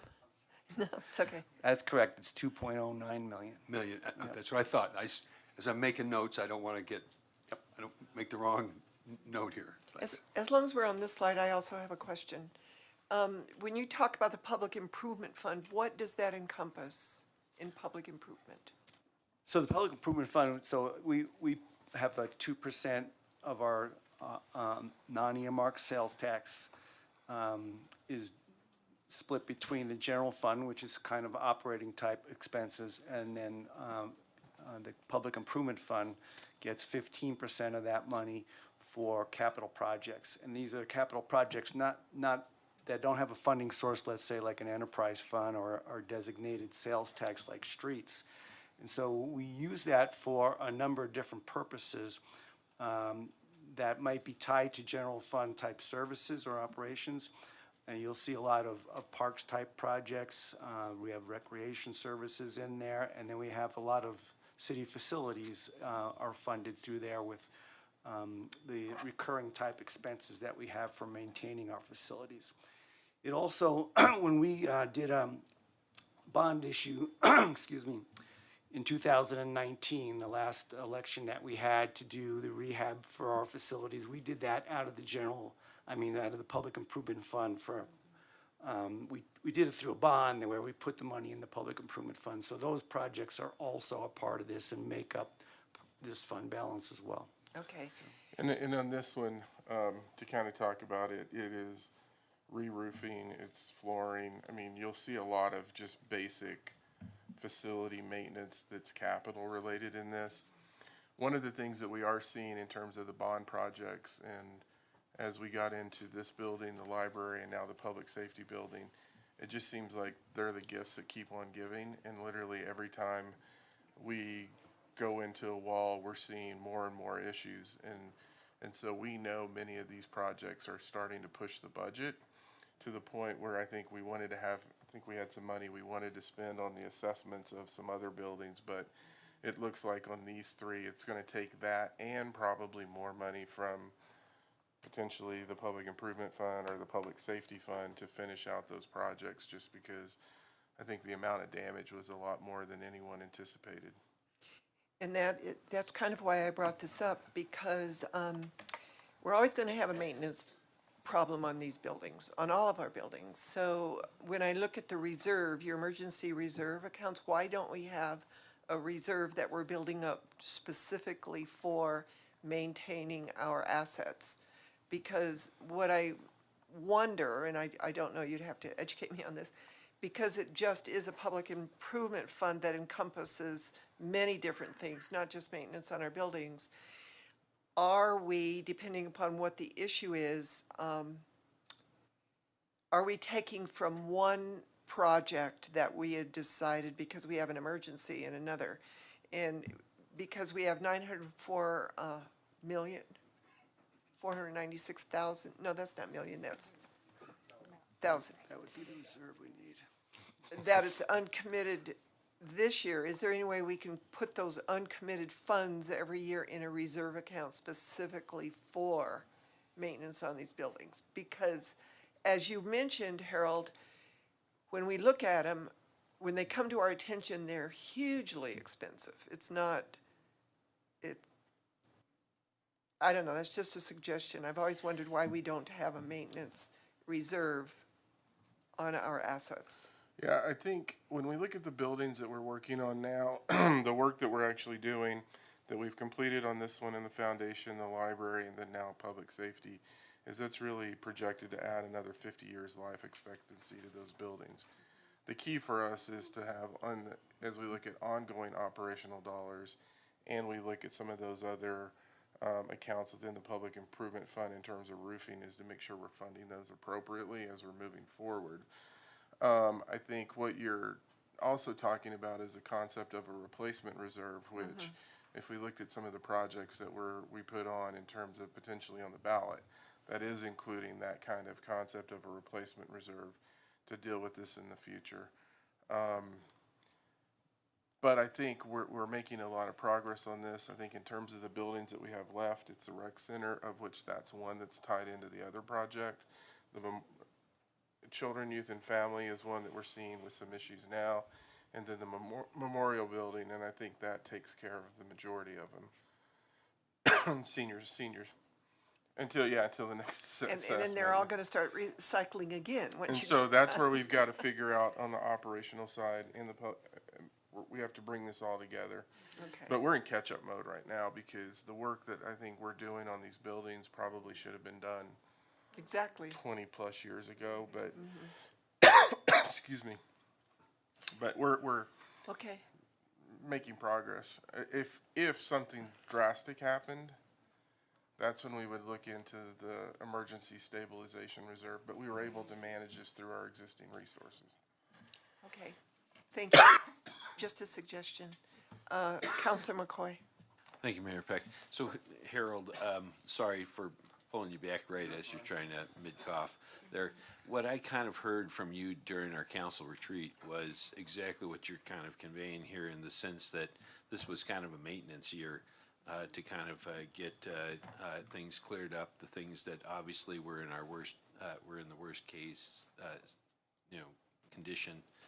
And so obviously, we want to focus on that, and so I see this in the budget this year, and I also hear that from where you're coming from, in the sense that you want to make sure that our investments stay in good shape.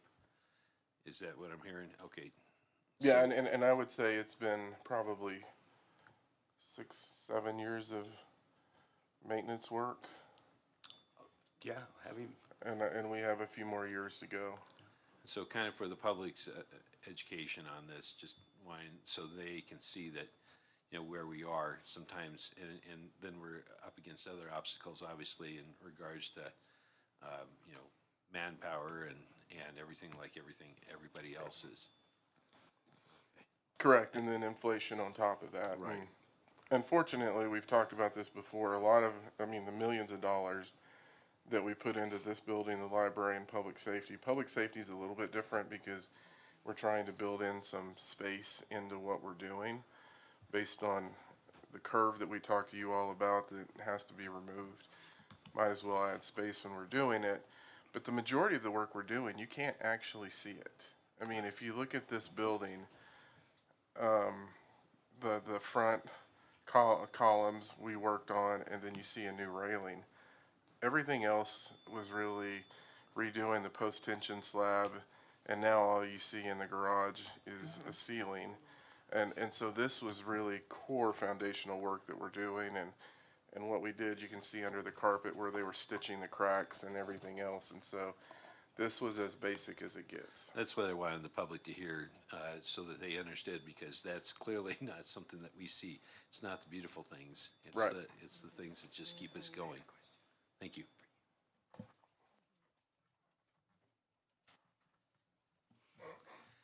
Okay, I'll get back into where I was on the sales and use tax. So I said last year was, we were up 9.4% over the previous year.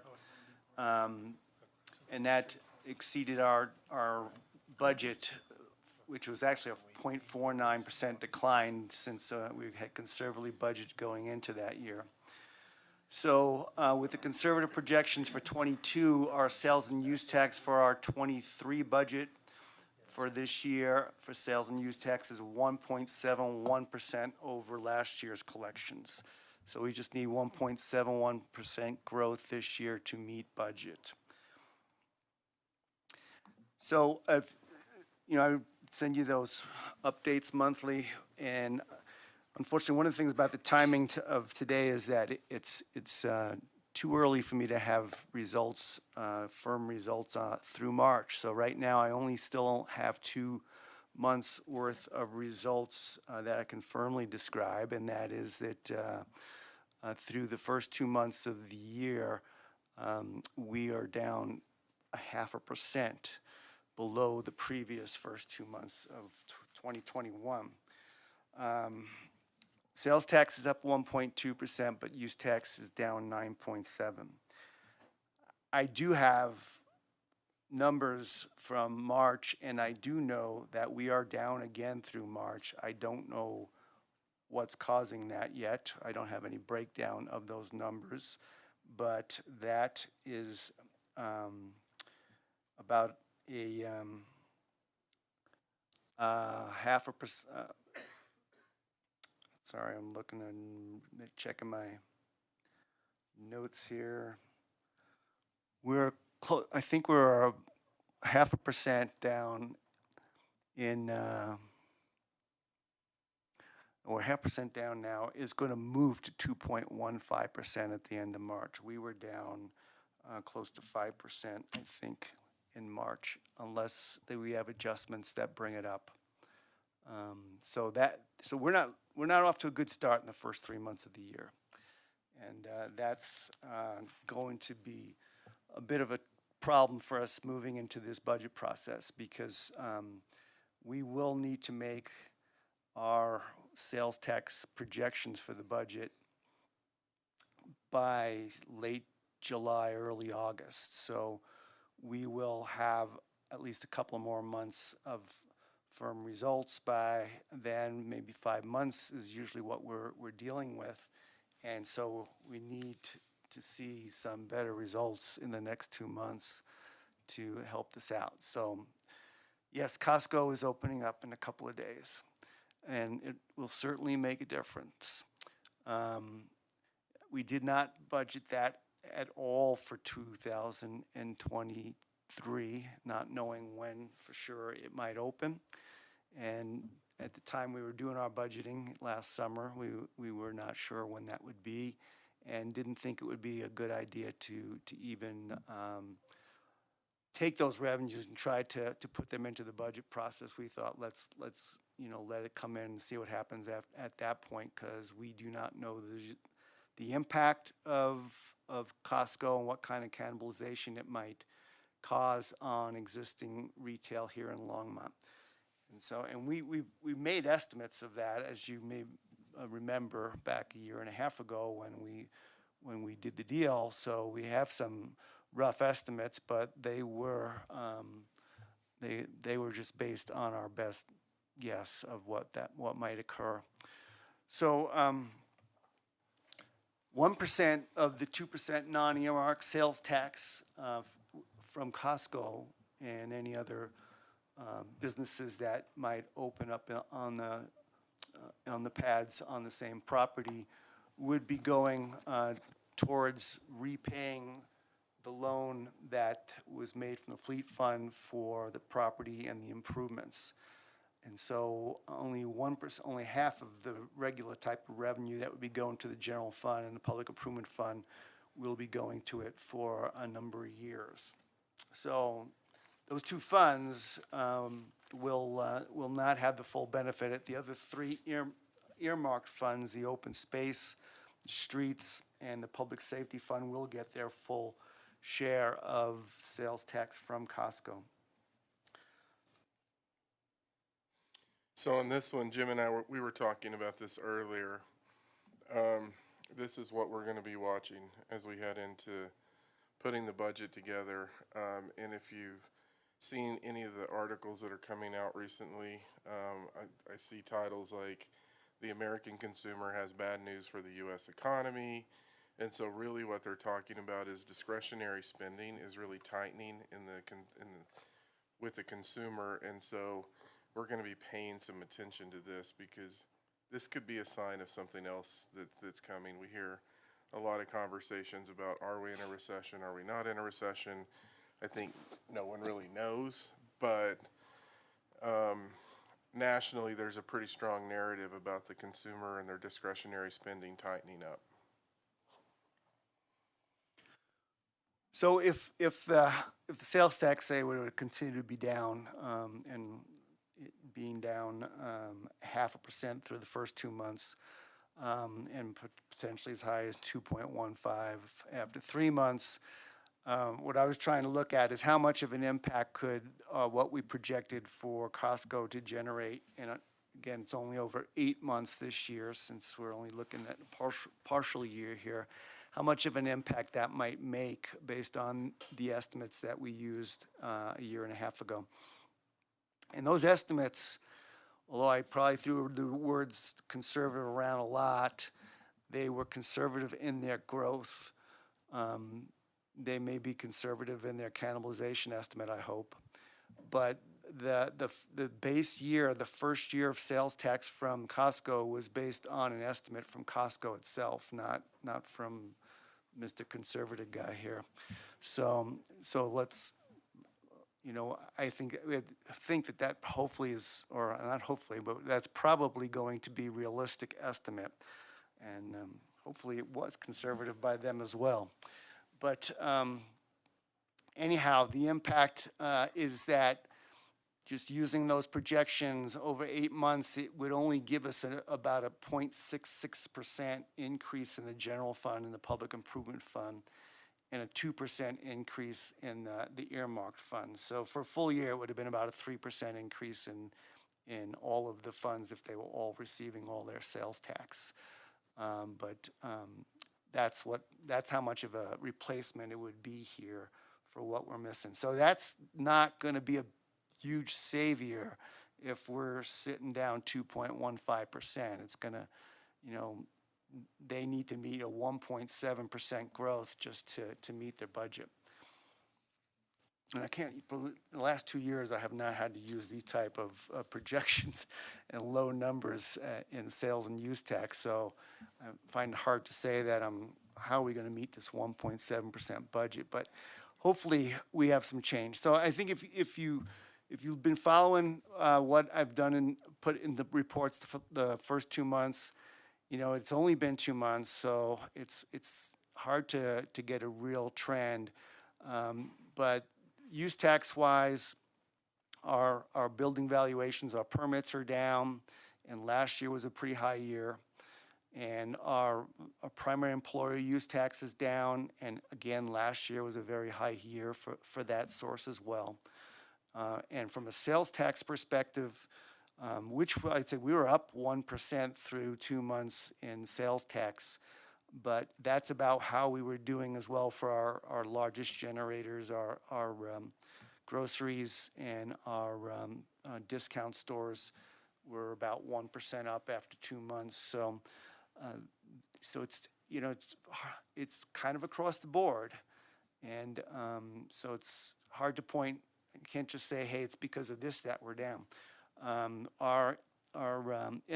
Internet sales tax, which has been really been riding on that since the pandemic, and not just because of the shift in sales, but because we've been able to get more and more internet providers registered with us and now remitting to us. It's kind of leveled off. I mean, we were seeing, very high growth. I mean, 50-60% a year or something at times, and it started to level off towards the end of last year, and now it's in single-digit growth after 2 months. So that's part of it as well. We continue to sign up more of those internet sales companies as we can coax them into doing that. It's hard to require it, but we are getting them to participate. Sometimes we are able to establish nexus, and we can audit them, and we bring them in more at force than at asking them to. But most of them are agreeing to come in on their own. So the thing is, we may be capturing a lot of that activity that we weren't in the past, and now it's kind of hard to keep having that growth. So so looking ahead, what we might have in 2023, and when I was writing, and I just got this number for March, literally today, in the middle of doing all this. So, because we just closed out March, it just ended Friday. The collections ended on Friday. So projection of meeting budget in 2023 with let's say we meet that 1.71% growth, and then have 3% growth over and above that. That would generate in the general fund 1.45 million. That's M of new sales and use tax for ongoing expenses in the 24 general fund budget.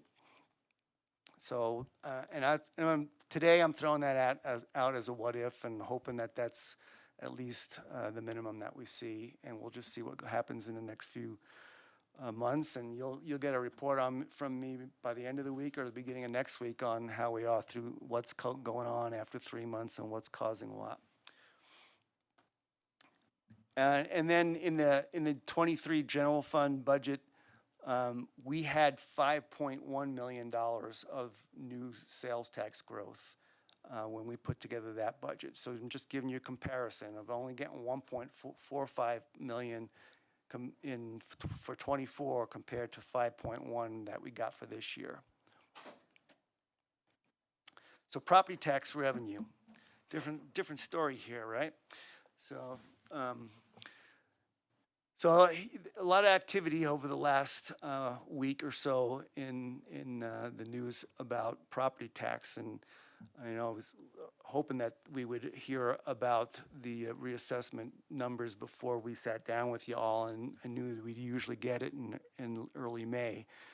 So again, this is a reassessment year, and what that means is the property values are being assessed as of June 30th of last year, and it was kind of a peak level of property values, at least from the real estate market at that point in time.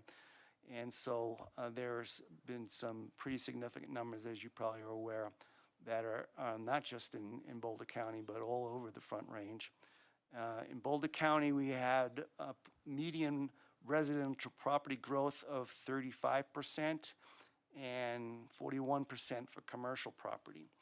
So I took those and just applied it to the last year's property values, and came out with a rough projection that it would be $30.1 million of property tax, which is an increase of $7.4 million over what we are projected to receive this year. That was before yesterday.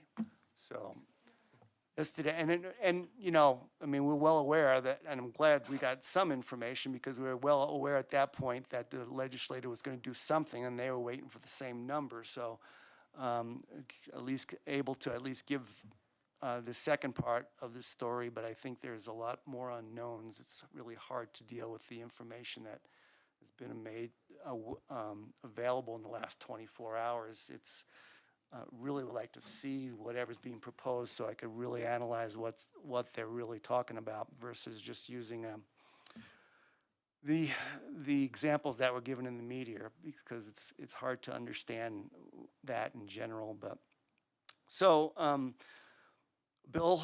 proposal being made that if the legislature passes, will then go to the voters in November for a statewide ballot question.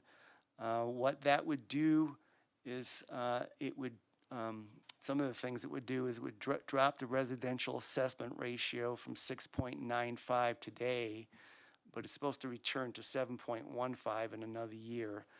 That would drop instead to 6.7. And then regarding this year's large increases, it would drop the taxable values of homes $40,000, and the average homeowner would have their increase reduced by 50%. That's a lot for me to digest in general. So all I did was take it and say, then what I projected to have growth of 7.6 million or was 7.4 million is going to instead be half that amount, because that's what they're telling us, that would be 50%. Until we get more information, that's all I can come up with, and that's why the city manager threw in what's the number up here on the top of this slide. So that's our trend these days. What's the forecast? What's the number?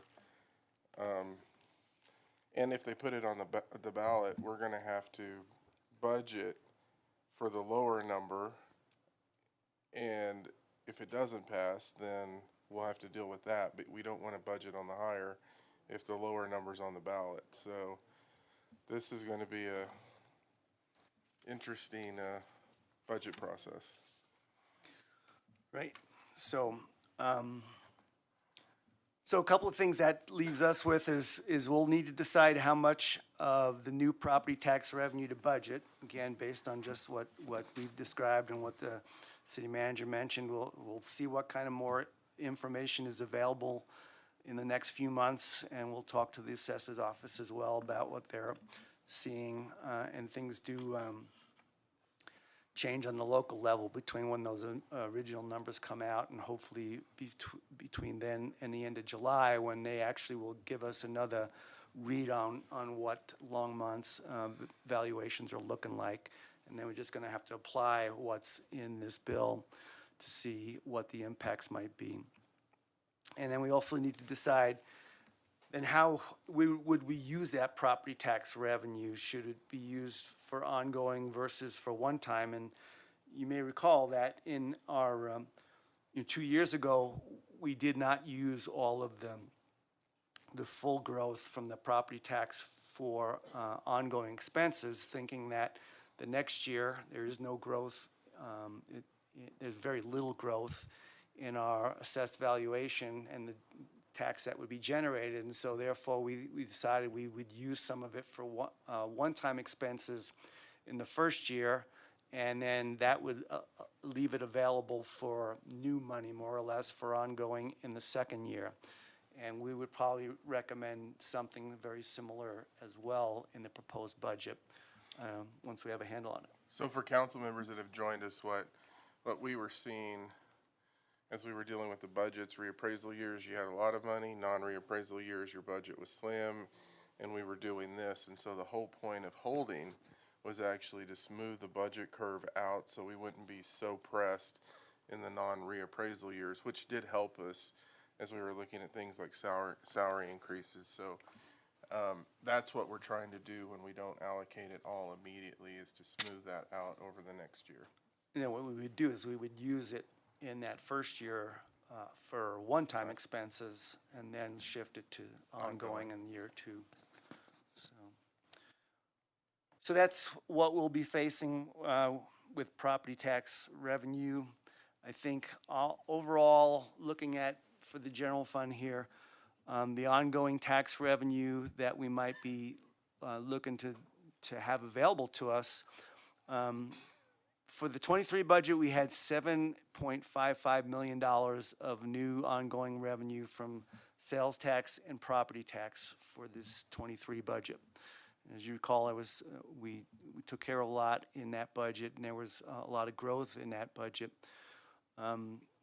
Now, if we used all of the property tax, the 50% of the amount that came out last week, if we used all of that for ongoing, not that we're recommending that, but I just said if we use that, and along with the sales tax of 1.45 million, so the most we would generate with these projections today would 5.1 million of new ongoing revenue for 24.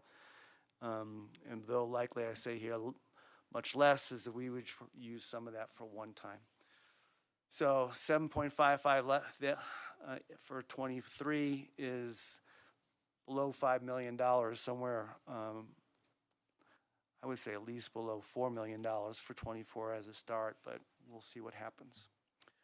And unless sales tax, if things change or turn around drastically with sales tax, that makes a difference in these numbers. So in general now, then, the things that will be challenging us from an expenditure side as we're moving into the budget process, the city manager already touched on some of these. I don't know, you want to just pick it up here and Yeah. go ahead. I can take this. So obviously we know that inflation and the cost of what we need for operational expenses and capital is continuing to press us. I do project, I do think that compensation and benefits are still going to be critical as we move into this budget year for our staff. A lot of groups are moving into comp studies, and so we know there's going to be a lot of movement. If you remember when we told you funding gaps that we were seeing, we still have about $1 million of a funding gap on First and Main Transit Station. And then, what we're looking at for Vision Zero and the transportation work that we have to take moving forward. That's going to be a little bit different. So as we look at our transportation funding and what we have, we do know that they're getting the full impact on the Costco taxes, but we have to balance that with the shortfall. So we'll have to work through this as we're continuing to move forward. And then we have year 2 of the take-home car program for police department that we need to deal with. So, there's some hefty pieces in this. I think one of the things that Jim and I are talking about as we're looking at the carryover that Jim talked about earlier. So specifically, increased revenue coming in beyond projections. Most of the operational savings is actually salary and benefits, or a lot of it, just because of the vacancies that we had. As we're looking at that carryover money and some of the projects, we may have to look at that now to bridge this gap. You get the next slide. Obviously, funding for attainable and affordable housing is going to continue to be an issue, and then Nelson Flanders project is going to be an issue, although that's the water fund. So that's what we're really seeing and as potential challenges in this budget process as we start working through it. I think there's some things like holding capital and what we have that may help us a little bit. So we got a fair amount of work in this budget process, and I think it's going to start earlier for us as we're looking at it's already started with carryover and the other issues, but balancing all of these against each other as we look to the future.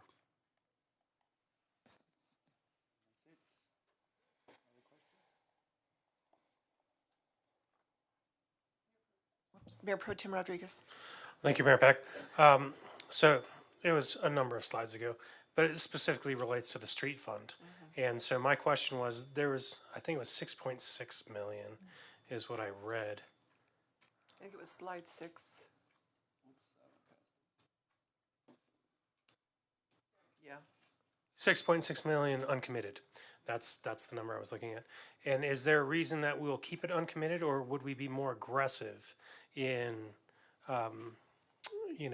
maintenance, renovation, repairs, things like that? I think actually you're gonna see it on the capital side, so when we talk about Kaufman Street, I'm gonna look at Jim.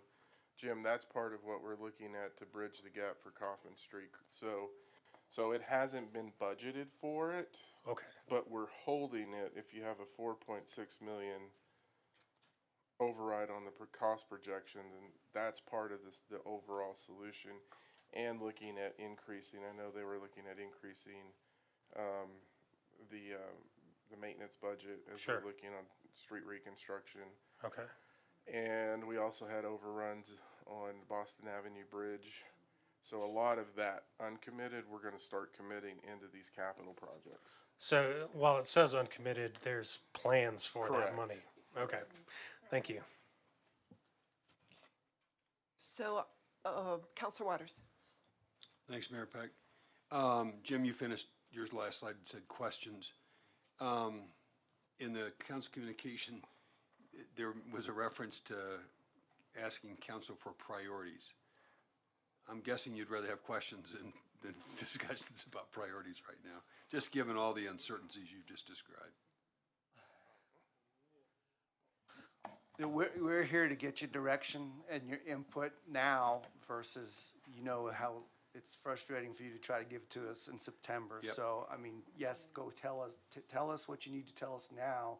And we don't, things can change between now and the time we tie this budget up. So, it's worth knowing what your priority are in case we have the resources to put towards them. Well, and that's what I was gonna say. I remember one year when we started like this, and I was going to Jim at the 23rd of every month. I'd walk into your office, and then all of a sudden, it shifted on us.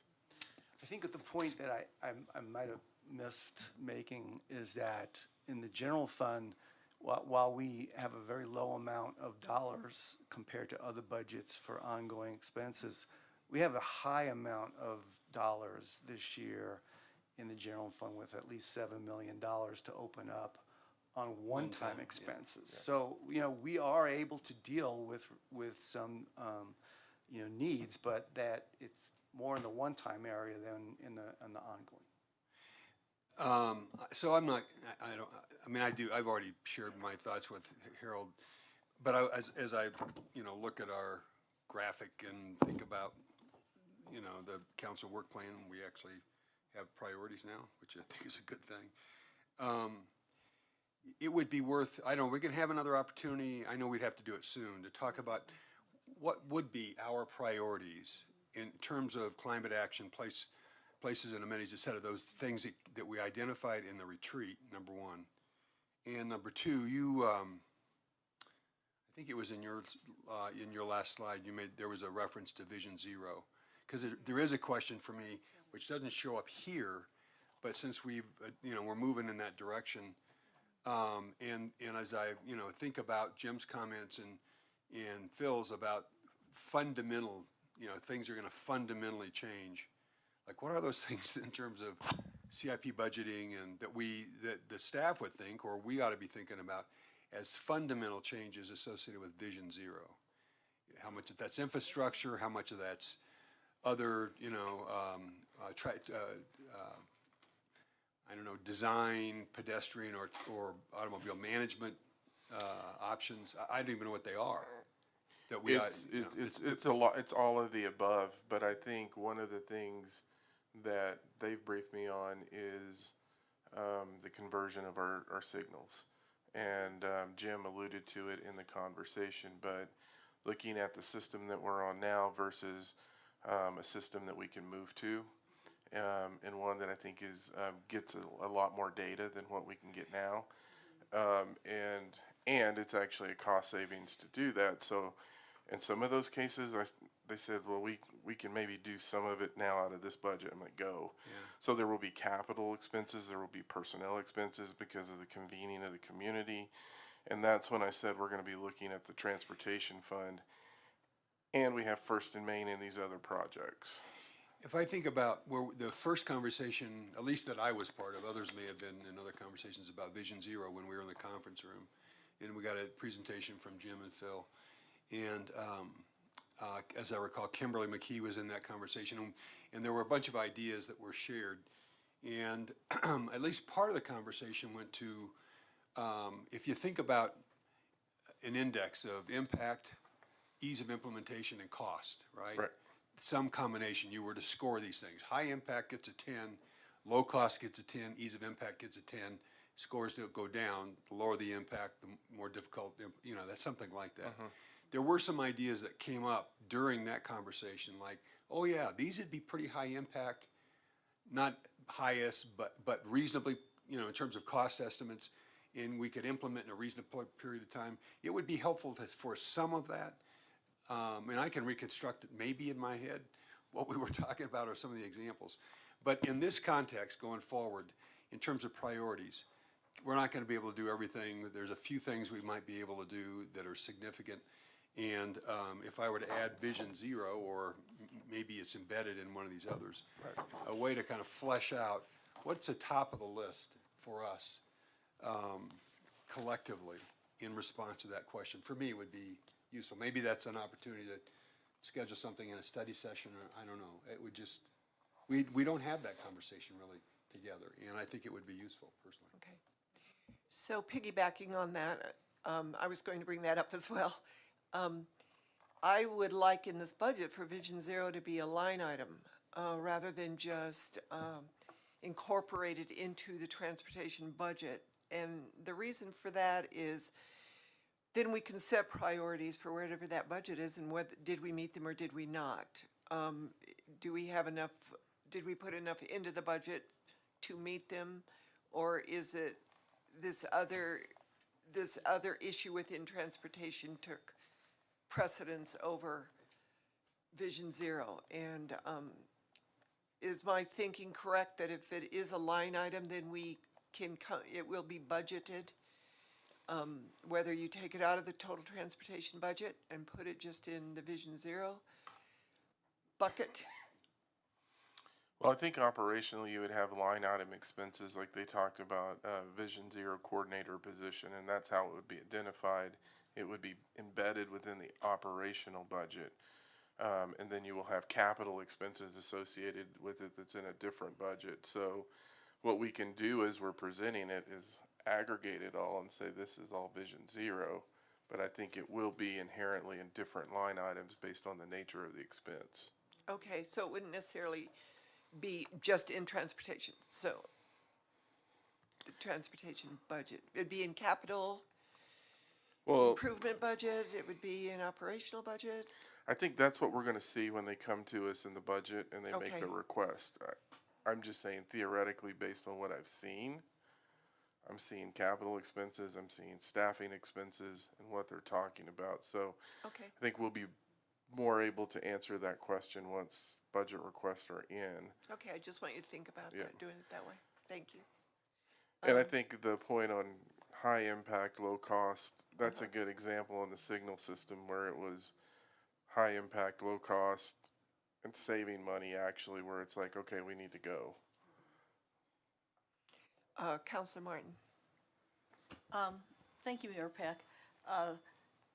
About Vision Zero, I think it's kind of an adaptive methodology, even more than traffic engineering is, the kind of traffic engineering we do today, which means that I would be concerned that we build a lot of flexibility into any kind of budget, because something happens, something's built, and suddenly some signal is is really failing us. We're getting a lot of complaints about left turns on Hover right now, and Hover's not likely a case for this, but you might replace a signal with a roundabout rather than a fancier signal, and how you make those decisions is going to really affect your cost. So I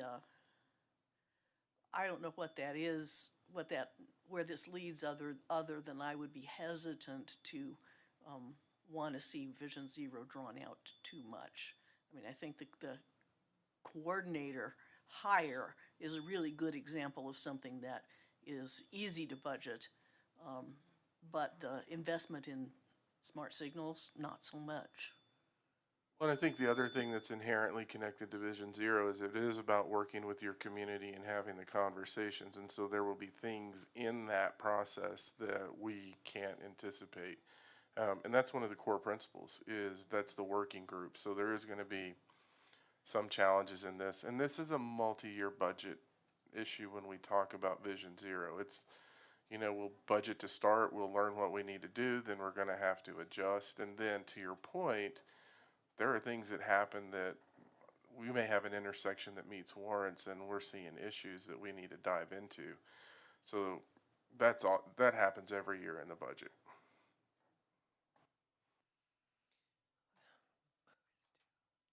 Councilor Yarbrough. Thank you, Mayor Peck. I don't know how we can make sure that Vision Zero is in the budget, but definitely, I mean, like listening tonight about the crosswalk, we're talking about pedestrian safety. And so if nothing else, if we can determine what we can do towards Vision Zero, even if we do create, you know, make crosswalks for pedestrians and sidewalks or whatever we can do, I think that's highly important because we can, you know, we hear that often. So I think that's very important to make sure we have something in the budget towards Vision Zero, even if it's minimal, but still high up for safety impact for our pedestrians. So I wanted to say that about Vision Zero. And then number two, I don't know if we have anyone on staff that is working with for Justice 40, the federal. So that means no, nobody's saying that. Everybody looking at me like I'm crazy. But so the reason why I'm asking this, because everything that's on here, all the challenges is part of Justice 40, and it was implemented, Biden implemented that ordinance in 2021. There are several organizations who, I mean, it's billions and billions and billions of dollars. If we can look at how we can start sending out proposals, applying for these grants that implement like Vision Zero, our transit, you know, environmental issues. So there are so many indicators that's under there in Justice 40 that we should be applying for. And there is, and I can send all the information. I've been doing research on Justice 40. So I can send some of that information I've already found. And there's a funding app that shows you all the funding opportunities under Justice 40. So if we can look and see how we can implement, and a lot of cities and states are actually implementing that in their plans, in their environmental plans, in their comprehensive plans within the city. So, but the number one thing I feel that's very important is listening to the community and finding out what's important to them. And that's how most of these cities that have really amazing plans are, in my opinion, are leading with those community groups. And stakeholders are also a part of those committees and groups. So I think it's important that we look at all of this federal money that's out there, billions and billions and billions and billions of dollars, that we can see what we can get. And I mean, the first cycle has already gone, and so they've already, especially parts of transportation and climate change, charging stations, there's just so much out there that I want to make sure that we don't miss out on that. So I just wanted to bring that up, and I didn't know that we didn't know a little bit about that, and it's really kicking off. A lot of cities are already implementing their plans, and okay, somebody know about it. Here we go. All right. Mayor Peck and Councilmember Yarborough, we do know a little bit of something about Justice 40, so I'll share with you kind of where we are in this.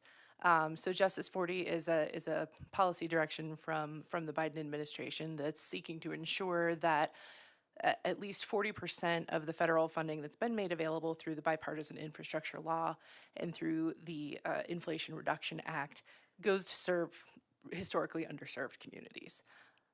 So that's been an important part of federal grant applications that we have made in the last 2 years, of which we have had, I believe, limited success, but it's out there and definitely part of the infrastructure that we're putting in place to ensure that that we know where the benefits of potential funding are going. So, for example, we are finishing up a project for a climate risk and vulnerability map that helps to identify some more impacted communities and communities that are vulnerable to particular climate hazards, and that's something that we would, a tool that we would use in targeting funding through these programs.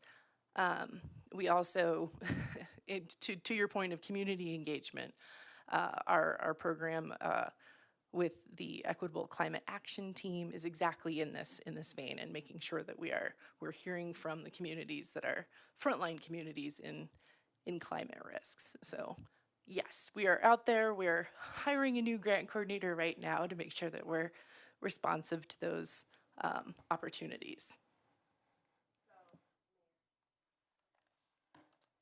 That's really good to know. I do want to make sure that we look at other cities who are, the way that they are implementing the 40% portion is not only just in our underserved community, but also hiring those underserved community. That's part of workforce, same thing, compensation and benefits, excuse me, which is also in that plan. So there are many ways that we can allocate that 40% of what we get. So not necessarily just within that particular community, but the community of who we hire. That could be 40%. The consultants that we use, that could be a portion of the 40%. So we have to be strategic, and I know you way more strategic than I am.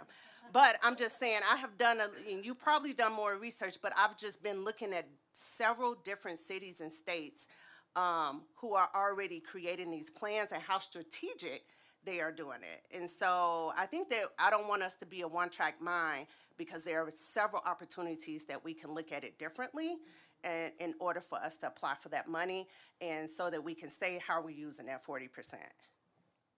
Yes, absolutely. I'd love to see what information you have, and was actually just signing up for a program on using, evidence and evaluation for specifically this purpose. So we're on the same wavelength. So to that point, as I was reading through this, it's mainly for disadvantaged communities. However, if there is something that is municipal, citywide, it would incorporate the parts of our city that are disadvantaged. For example, the streets, transportation, housing, when you want inclusionary housing, where you have low income as well as higher income in one development or in one apartment building. So to Councilwoman Yarbrough's comments, if we can look at it that way, what can we get that would help our whole community bring, because I don't know that we have that many disadvantaged parts in our city. Well, it's based on census tracts. Yeah, just yeah. One part of it too, I know when you look at some of the Army Corps programs and what they have in some of the grants, I know on the water side, we've looked at a number of them, and in many cases we don't qualify because we're just not at the same condition level that some of the other communities are. So they're going after grants, and they're looking at grants all the time. Many of them, I think, are connected into this from different departments. I think we're fortunate or unfortunate in some ways that our system is at a different level, and so we may not necessarily qualify for all of them. Sometimes we do. And, when you look at some of the Army Corps projects, we actually did really well in this vein early on in flood recovery, and we were having to track impact to low mod income areas as part of the dollars that we were getting in. And I think we hit most of those areas already. Thank you, Councilwoman Martin.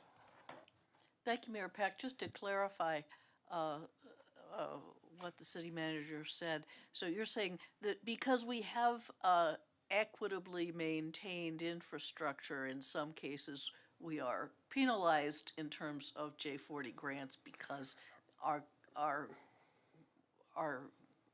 improvements are spread out appropriately now? No, they're all the grants have different components to them.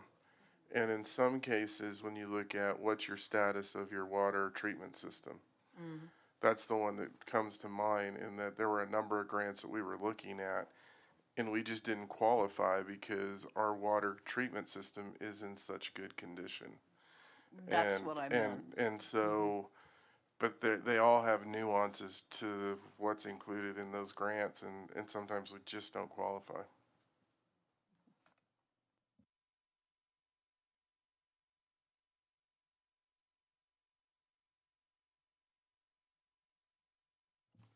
Is that the end of our budget process? Thank you. No, let's say, is that the end of the beginning of our budget process? Thank you very much. Can't wait to get knee-deep in this. So our next thing is our legislative update. Mayor Peck, members of council, Sandy Cedar, Assistant City Manager.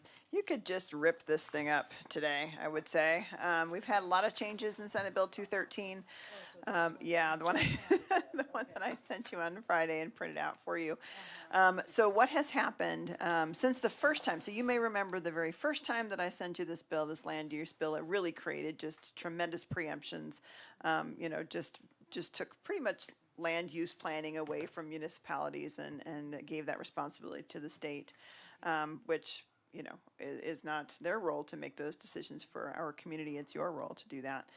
So originally I asked for you to oppose this bill, and you chose to oppose unless amended. And so we sent that out to our legislators, and in the Senate what ended up happening was that they amended it tremendously, and they took out pretty much all of the exemptions, the preemptions that were in the original bill. So after Glenn and Joni had a chance to review what the amendments sort of looked like, and it's always hard to tell exactly, looked like there were still a few things that we would have to change in the land code, but for the most part the preemptions had really been removed and put DOLA back in a really good spot of incentivizing and assisting and providing grants rather than taking over the process. Okay, so to today. So I put together this legislative brief suggesting that if you would like to support the bill, it's not one that I would have brought to you for support because it still has, a few things that we have to change in our land codes, but considering where we came from, if it was something that you would like to support with all of those amendments in place, then, I could certainly switch that and let our legislators know that. Then today happened, and it's my understanding that if it hadn't already happened, and they may be still meeting right now, that the House was going to put back in all of the preemptions that the Senate took out. And so what will happen is if that does happen, it'll go to House Appropriations, and then it has to be reconciled with the Senate amendments in 6 days. And so, my original thought was if you were interested in supporting this bill, I'd be happy to change your position, but of course all the preemptions went back in today. So I guess what I would ask for today is if you would give some leeway so that as these changes are happening, whatever the final bill looks like reflects the council's general position on this. And that's about the best I think I can do at this point. Mayor Pro Tem. Thank you, Mayor Peck. So in deference to Councilmember Martin's original statements about the amendments, while I voted for that, obviously, I generally have been just opposed full out to this. I think that if we want to address HOA kinds of issues, that I think that would be better done not in a sort of huge land use bill. So I'm still going to say oppose regardless. What my fellow colleagues say is a different story. So thank you. I agree on the opposition. Is what I've heard from the governor on CPR is that he said it is a use by right bill, and I think that statement, as an overall statement, is frightening. So I think we should just oppose it. And Dr. Cog opposed both the original and the amendment statement. So I don't think there's much approval of this bill at all across the board. So if you would be interested in making a motion right now, your position is opposed unless amended. Councillor Martin. Yeah, I actually think that my opposition has strengthened because the legislature is taking such, and the governor are taking such a chaotic approach to this. So, you know, the governor promised that whatever happens, this is coming back again for more work the following year. So we can think about it next year. Do you want to make a motion then, Councillor Martin, to oppose? Yeah, I'll move that we oppose for the current legislative session. I'll second. Okay, so Councillor Martin made opposition to 213 for this legislative session, seconded by Councillor Hidalgo-Faring. Let's vote.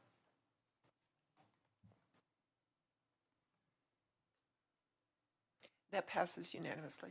Thanks, Mayor. I would like to point out that what I mentioned in my brief and what you just mentioned is that this issue is going to continue to come back in some form or fashion. I mean, until we have municipalities that are, you know, that are doing the kinds of things that Longmont is doing with our land use, my guess is that these kinds of things will continue to come up, and questions around metro districts, questions around, you know, some of the caps on growth, things like that. I think as municipalities continue to do that, we will likely be in this situation in the future. Go ahead. And I think, Sand, we've talked about this as we've listened to testimony, we've watched it. I think as we're moving through what we're looking at for affordable and attainable housing, you know, cities are saying, we're doing it, we can do it. Here, you know, let us do it. I think as we're continuing to move forward, we need to keep an eye on this and do it if we're saying let us do it, because this does really start to feel like other pieces of legislation where it just came back year after year after year until finally something happened. And Sandy will say metro district legislation, or not, urban renewal legislation is a prime example of this. And so I think as we are in housing conversations, I think it's important for us to keep kind of what's in play in the back of our mind, because I think as cities, if it doesn't pass, we're all going to be judged on how we approach it over the next 9 months to next year and a half. Yeah, I think that's very true. Right, and I do think the one thing this bill did that was good was it woke everyone up. You know, we now know who has caps on growth. We now know who is, so I think that's good. We're having the discussion in many areas. Councillor Waters. Thanks, Mayor Pack. This part of the conversation just does provoke me to reflect back on this last year, and when we did and did not have conversations with our representatives, right? There was no conversation until March, in the middle of a session. I mean, way too late to have any impact or influence at all on what they might introduce. I don't know, I was not there, I had grandpa duty that night, as I recall. So I don't even, you know, I don't know how much conversation this topic got. But it seems to me it ought to be, it's on us. And I'm not asking how anybody voted on this, but I think we will be irresponsible if we don't reach out to try to schedule an opportunity visit with our representatives, both in the Senate and the House, way in advance. You know, this session's going to be over next week. We ought to get something on the calendar in June or July to say, let's not have any confusion about what our priorities are. You need to hear those from us. And then a chance to talk about however they voted on this, what their rationale was, given they understand how our opposition. And if, you know, if as elected officials, there's something they don't know, or there's some expectation that I'm unaware of, that ought to be part of the conversation as well. We ought not to be in a situation where we're bouncing around like this and not being represented in ways that reflect what these elected officials think are the priorities for this municipality, personally.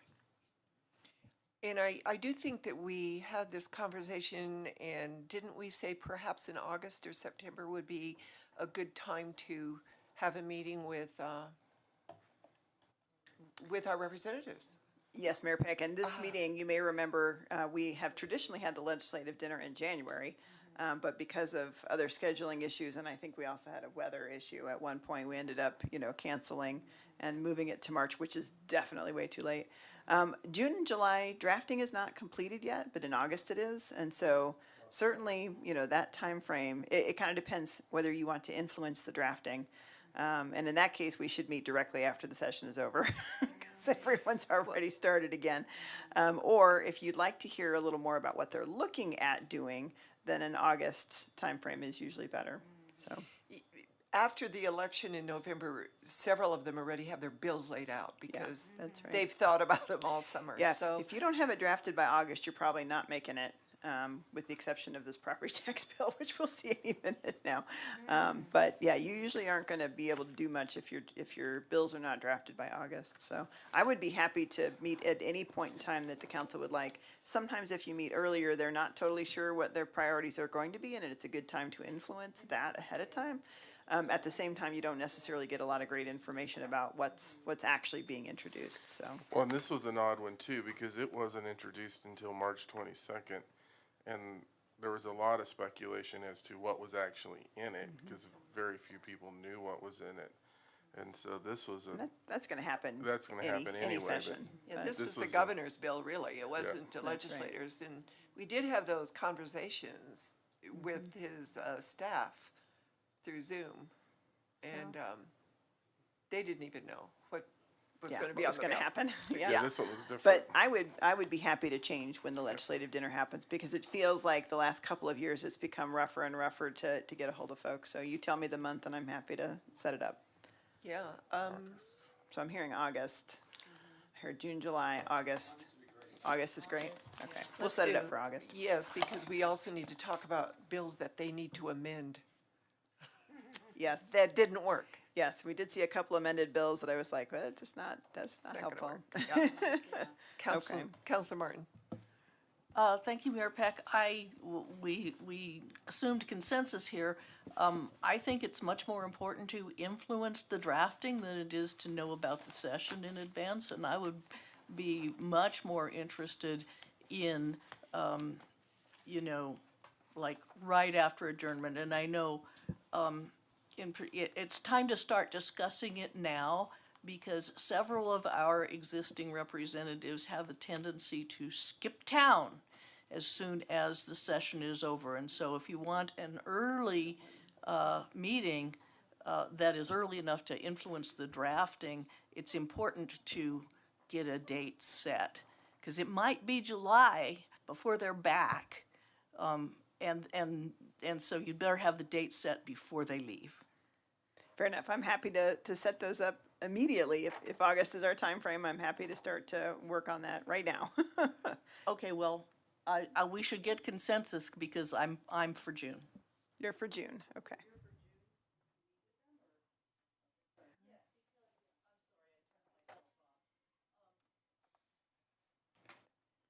Thank you. In August, they've made all their decisions. It's like us trying to budget to affect the budget in August. We're too late. So if we're going to have a legislative dinner, we should have a legislative dinner before the budget process, or before the drafting process is finalized.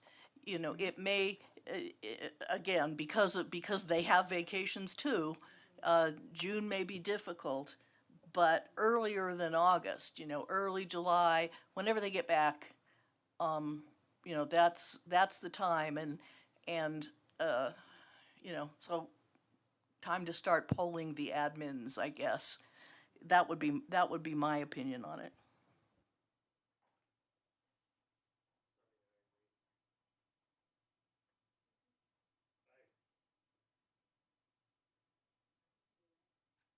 Okay, Looks so like we're all on board with that. I'm hearing June or as fast as we can after the session's over. Yeah, yeah, I appreciate Yeah. that. I'm going to be gone the 22nd through the 25th of June, so not then. Not then, gotcha. And as I mentioned last week, inappropriately, this is really my last legislative update, and unless they decide to extend the session or they have a special session. So thank you so much for all the considerations this year. And thank you for all the work you've done, Sandy. Thank you. It's very helpful. Now you get to take a little break from it. So we're at mayor and council comments. Do we have any comments from? Nope, I don't see anything from, Councilor McCoy. Well, I didn't know. I just want to remind people that on May 6th, we're celebrating Cinco de Mayo at Roosevelt Park, and come on down and enjoy this festive event. And I forgot to make I forgot to make a mention of Earth Day celebration that was at Centennial Park in the schools. There were, at last count, over 1,000 people there. And I gave out over 220 bags, tote bags, for people to get them to stop using their plastic bags. So everybody's, and it's a great way, if you haven't been there, it's a great way to network. So many people there want to talk to counselors, so think about that next year. City manager remarks. No comments, Mayor, Council. City attorney, No comments, Mayor? thank you. Can I have a motion to adjourn? Move to adjourn? Second. All those in favor say aye. Aye. I'm not going to ask who's opposed. Yeah.